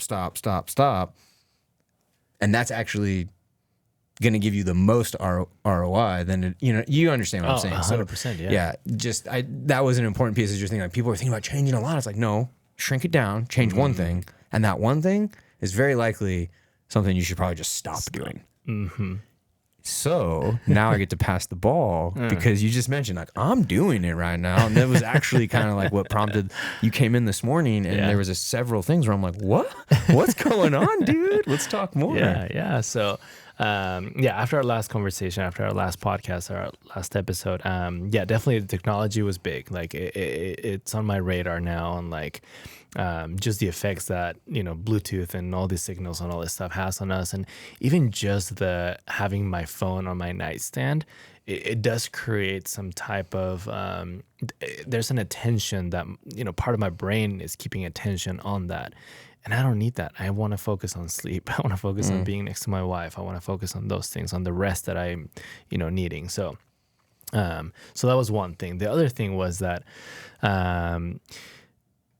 I started drinking coffee, I want to say about 17 years ago. Well, drinking coffee by choice. Like growing up, my grandma would always have a cup of coffee in the morning for me and my uncle, and then a glass of juice for us. Nice. Every morning. There was always 4 cups there. It was amazing. It was beautiful. And the juices were incredible. They were like, those recipes were incredible. I can, if somebody wants put those in the show notes. Yeah. If somebody wants those, message me, comment, whatever, I'll give them to you. But there was always a cup of coffee. In fact, I know she would spoon feed us a spoon, full of coffee, black coffee, straight coffee, since we were like babies, because she did that to my cousins. I saw it. So getting your palate ready. Yeah, honestly, I don't know why maybe that's just in my Mexican culture, but that's just something that they did. And so, but by choice, I started drinking coffee at like around 23, 24 years old. Okay. And before that, I didn't. And all of this saying, I worked at Starbucks for like solid 3 years, and I did not drink coffee. Wow. And it was weird. People would be like, wait, what? You don't drink coffee? Like, and we had to do tastings and to like, check out the aromas and this and that. And so anyways, it was a big part of my life once I had 2 little lives, twin boys that I had to stay awake for and wake up every morning. And I was like, I need something. And people are like, well, how much coffee are you drinking? I'm like, none. Like, well, start drinking coffee. I'm like, okay. Bro, it's free drugs. Basically. And everybody's cool with it. You can actually invite people to do it with you. I'm like, oh, okay. So I started drinking coffee. And I have such a sweet palate. Like I love sweets. And so I started just adding, creamer and all this stuff. So bringing it back to at the end of this last year, I was just adding so much sugar and creamer and all this stuff to my coffee that my wife is like, I don't know if that's the healthiest thing. And I'm like, you're right. Maybe I'll try this, mushroom coffee fad that's going around. And so, she got me a pack for my birthday, and I was like, oh, let's give it a try. And I made my first cup of coffee, and it was disgusting. It was horrible. Did you try the bulletproof coffee and put butter in it? I've done that too, and it's also gross. I don't like it. And I hear the benefits. I know some people out there are drinking it, and it's like the delay thing. I love my coffee when it doesn't taste like coffee. Exactly. I'm like, who wants it? However, I will share this. There was one cup of coffee in my whole life that I've had that I didn't add anything to it. I've only had it once. I went to Bali for a conference there, and there was this little place where you had to hike up this mountain and stuff, and it's called Kopi Luwak, for some of those that might know this. There's an animal, it's called the luwak. It's like it looks like a ferret, kind of like a cat, almost meerkat. And basically what they do is they eat the bean, the fruit of the coffee bean, and they digest it. And the way they digest it, there's something that it does to the beans of the coffee that makes it less bitter. Then they poop it out. And then these people just gather the coffee, they rinse it off, and then they make coffee out of that. Wow. And so probably going to pass on that one personally, but fascinating. The cup of coffee was a tiny little, 2 ounce maybe shot, $25. And this is like 12, 15 years ago now. $25 for that cup of coffee. Wow. Best coffee I've ever had. The best thing, I have a picture. I'll post a picture maybe there. The guy that was doing it, making the coffee for us, he was shirtless, full of tattoos, like, piercings in the nose, all this stuff. Super cool guy, but super quiet, like not a word out of him. When he finally gives our cups of coffee, and I'm going to curse on this one, he goes, here's your shit coffee. Great, thanks. Here's my $50. $50 for shit coffee. Literally. Like, yeah, literally. And it was the best cup of coffee. So anyways, fast forward to now. get the mushroom coffee. I have this mushroom coffee that's supposed to have all these benefits and, you know, like digestive and you know, clarity and all these things. And so it tastes horrible. So first thing I do, I'm like, well, ChatGPT, what can I do to make my coffee taste like this other coffee that I was drinking? And Chat was super nice to me. I'm like, yeah, you were definitely adding a lot of sugar here. So try this, try that. So I tried a bunch of different options and I ended up with like just adding so much to it that at the end of the day, I realized that I was back to just consuming so much sugar that the benefits of that mushroom coffee, I don't think I was really getting them.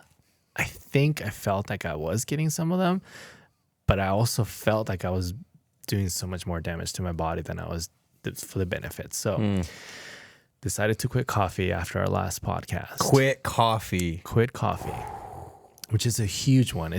I don't think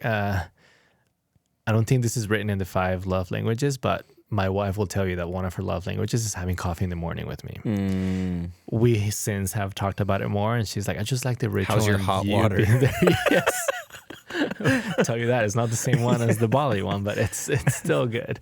But it's just a ritual, you know, being intentional about spending time together. She doesn't care what you're drinking. She's still gonna drink coffee. I'm not.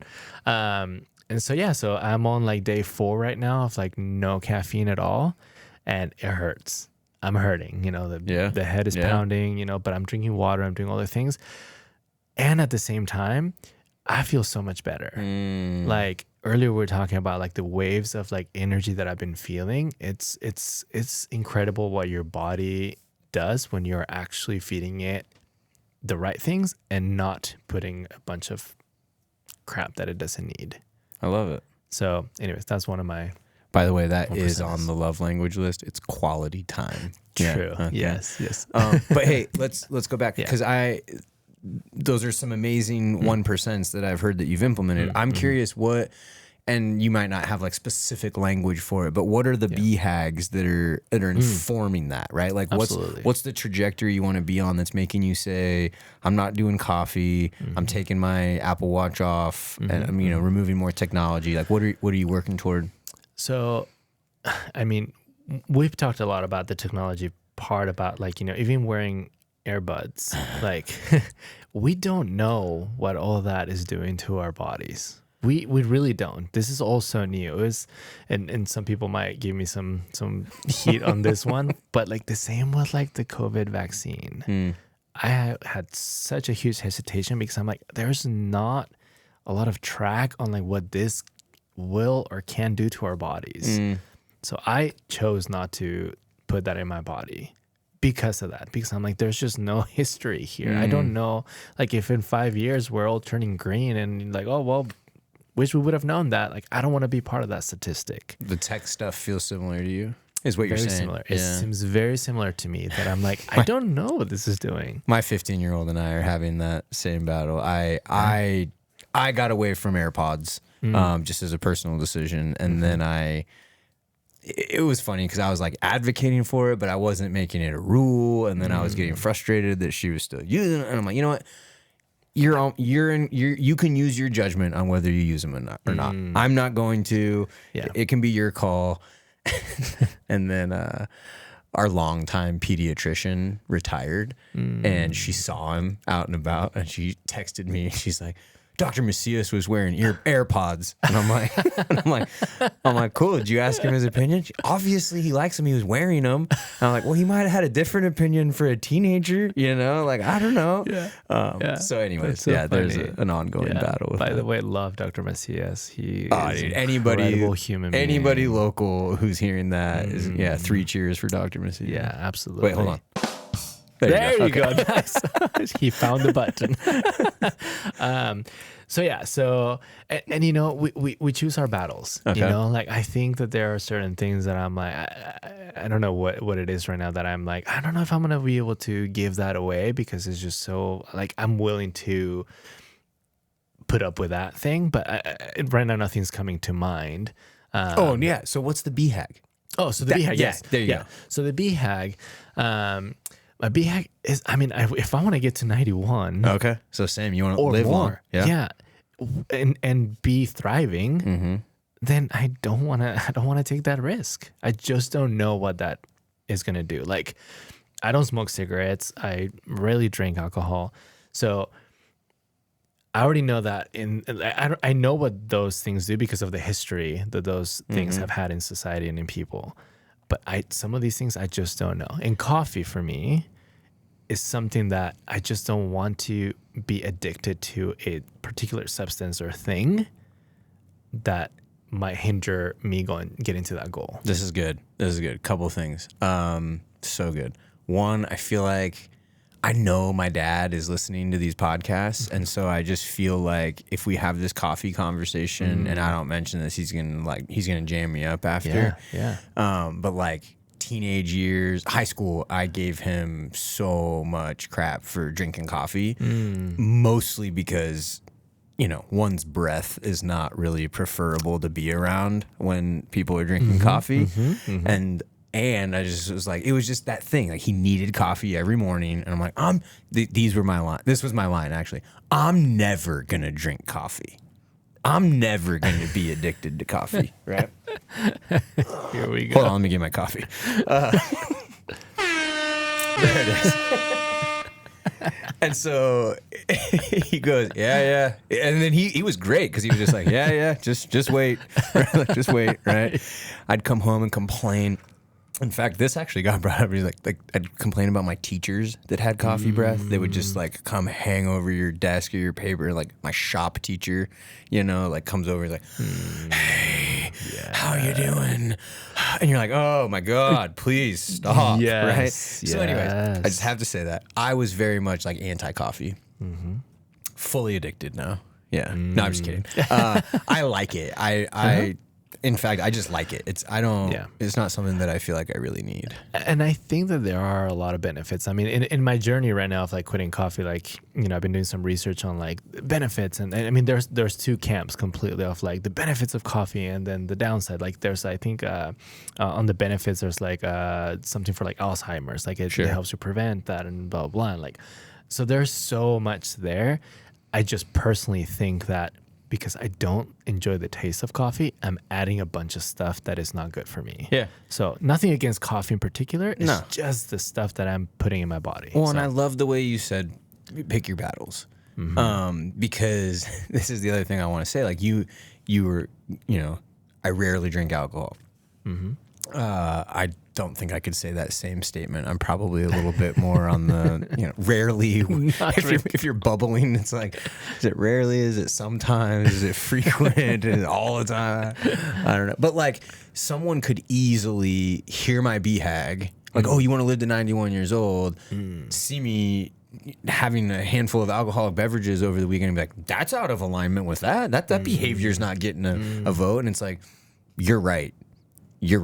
And so that's where it's like, I'm not saying this is 100% dialed. Like I have it all the way figured out and every single one of my behaviors is perfectly aligned with all my stuff. I choose my battles.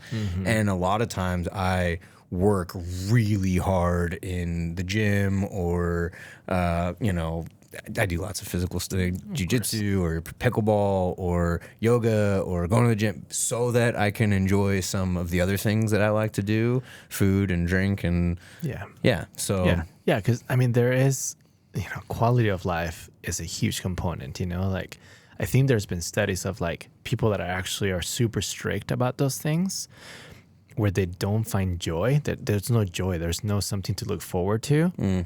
Like, you know, I think you hear it, and like when people are like fasting or going through a diet, like they have like the cheat day. It's not so much about the consuming that food that is beneficial for them, is the knowing that there is something to look forward to. And so I think in the same way, if you're just going through life, just like being super strict and just thinking so negatively about like, oh, no, everything is just a no. Because of, you know, I mean, you can go down the rabbit hole of doing research on like all the food that we're consuming and all the things. And then you talk about like, I mean, we can get down deep into like 5G towers and all that stuff. I'm like, we'd be hermits. We'd be, you know, like it's a different world if you want to go down that rabbit hole. And so that's not what I want. I just want to thrive by 91. And I think this is a path towards it. And it doesn't have to look like, me wearing a white toga and just being like, like in sandals walking. Like, I just don't think it's that. So, but anyways, I guess like we said, pick your battles. Like, I love it. So the 1% that you're, the habits that you're, I want to say implementing, but you're stopped doing is like, there's several of them. Eliminating. You're eliminating. All informed by a BHAG, by long-term trajectory that you want. Yeah. And then I kind of want to bring back just the idea of discipline because, that ultimately ends up, I think, being the glue, right? Is it's like, do you have the discipline to stick to the thing that you're talking about? I said, chapter 6 of Good to Great points back to a culture of discipline. And I love having the conversation in the room of like, what is discipline? How do you define it?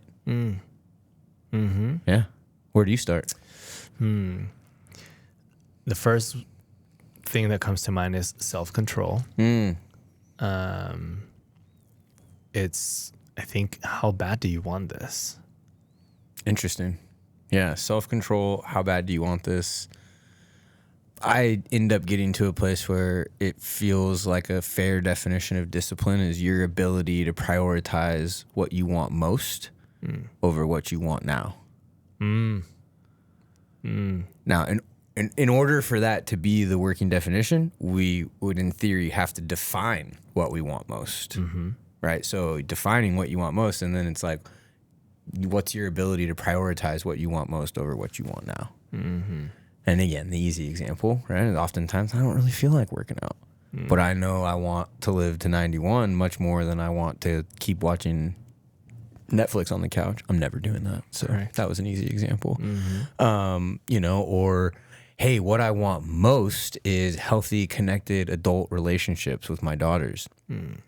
Which means I should probably be the first person to go say, "I'm sorry. Let's recover from that conversation." Right? Those kinds of things. Yeah, and I feel like there might be a component here of like that discipline.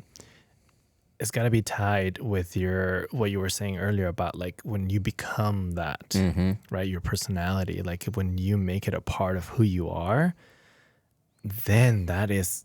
I think that just goes back to the alignment of like, now I'm in alignment with my goal and it's who I am. So there's like this, like, I don't know, I just see it like planets aligning, right? Like, and so once that shift happens, once those habits are there, once all that's clear, then discipline just becomes a reminder of, okay, this is who I am. Like it is easier. I'm sure there are times where you still, are tempted by like, the not being in alignment, but you still go back to that because I don't know. I feel like there shouldn't be a question anymore of like, well, am I going to vacillate on this or am I not? Am I going to stick with it or am I going to skip today? Am I going to, right?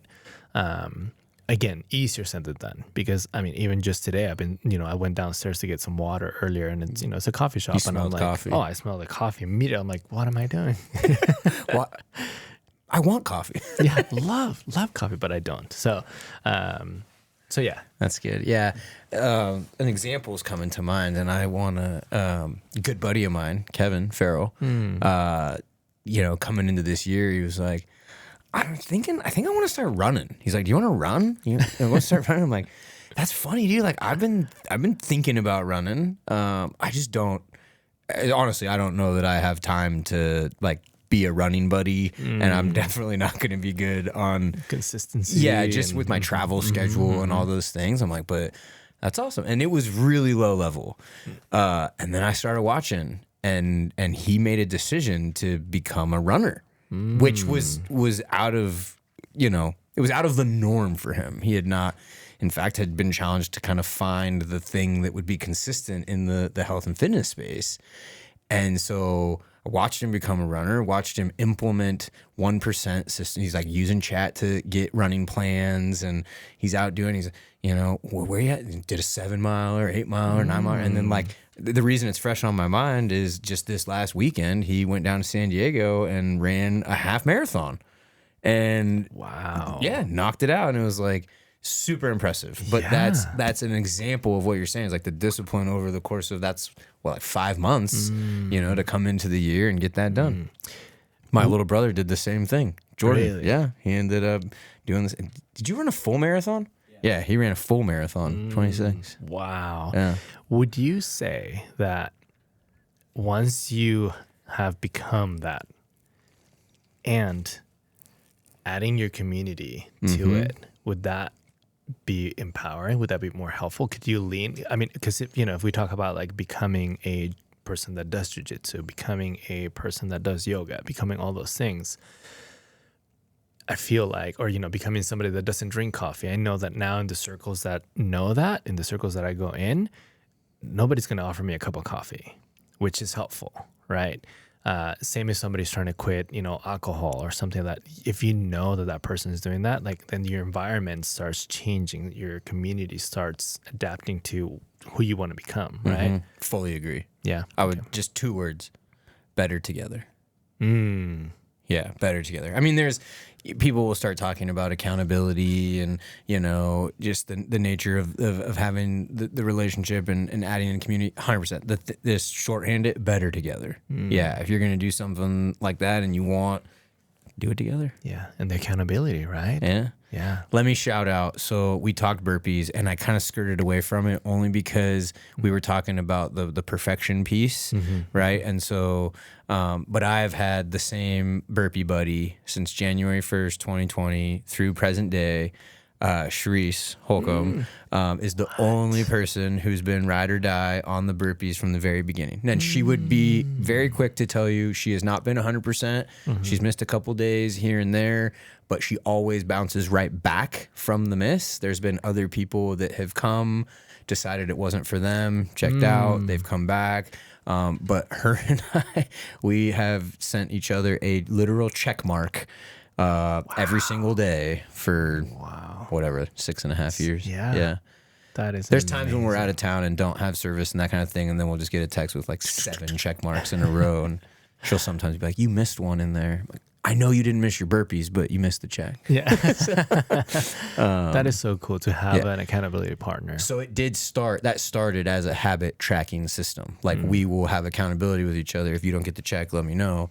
About 3 years in, I asked her, I said like, hey, I said, I don't really need the check mark anymore. I'm not going to miss. I haven't missed. I said, but I want to be a good partner in this. And and she said it very valuable for me to get the text, and there's plenty of times where that is the reminder for me to do them. Like, well, then I'll continue to keep sending check marks.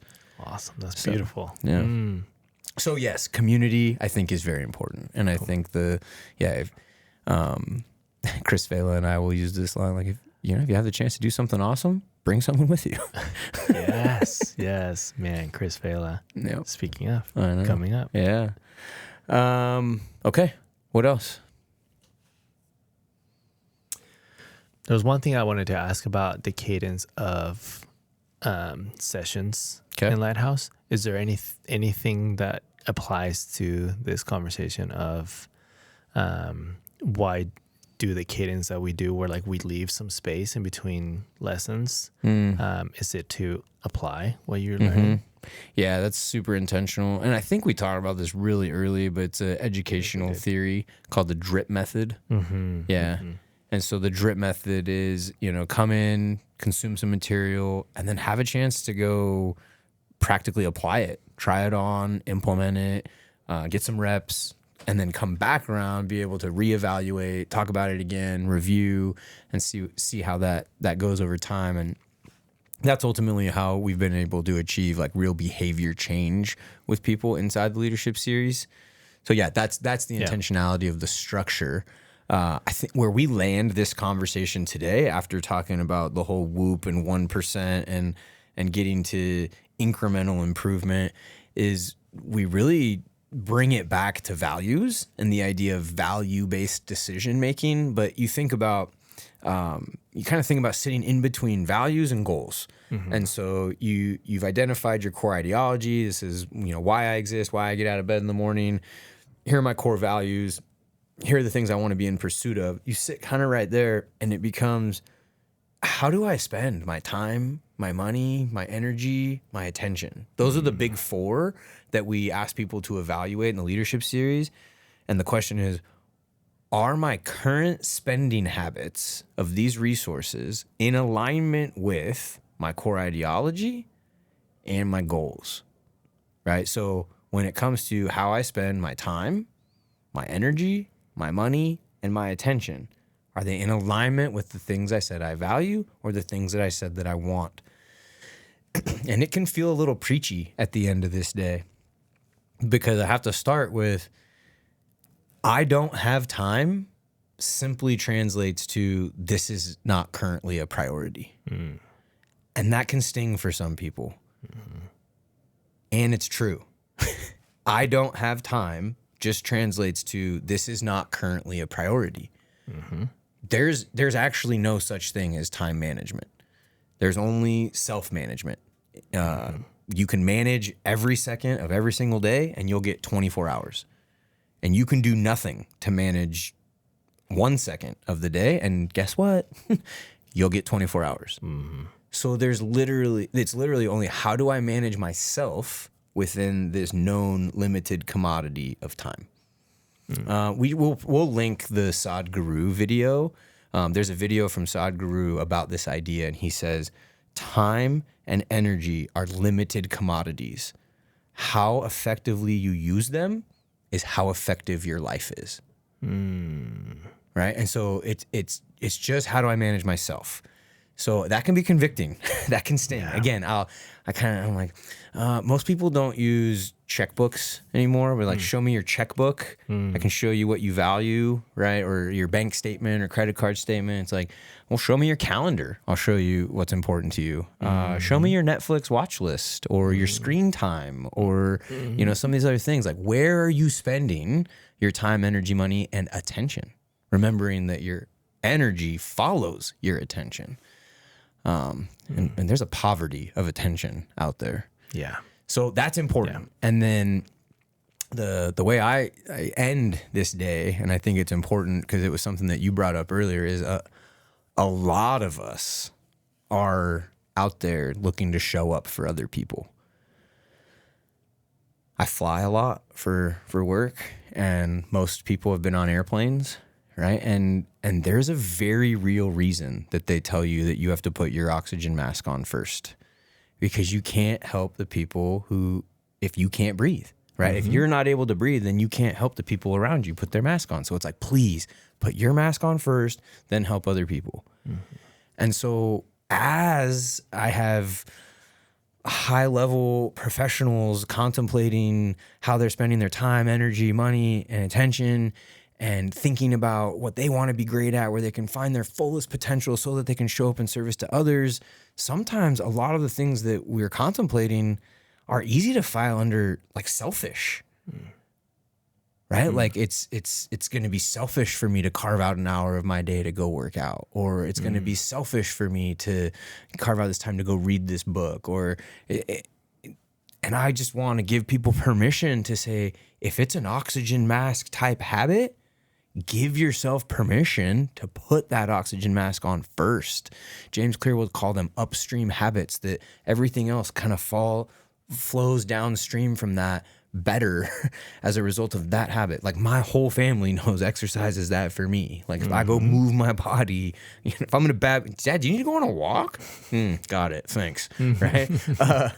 But we need to give ourselves permission to put our oxygen mask on first. Or the other way I really like to say this is, many of you are out there pouring out for other people. You are pouring out personally. You are pouring out professionally. Pour. And you cannot pour from an empty cup. So if you don't have habits and rhythms that refill your cup back up to that place where I'm experiencing and feeling the greatest that I can be, so that I can keep pouring, well, then burnout's coming. That empty cup's on its way. So it's that pause and saying, you know what? So that I can show up in service to the people around me, I'm going to be non-negotiable about this, and this, because it fills my cup. It puts my oxygen mask on first, and that allows me to be a better leader, better husband, a better dad, a better mom, a better wife, a better coach, a better sister, better friend, whatever it might be, right? We have to identify those things and then be willing to let ourselves behave into it.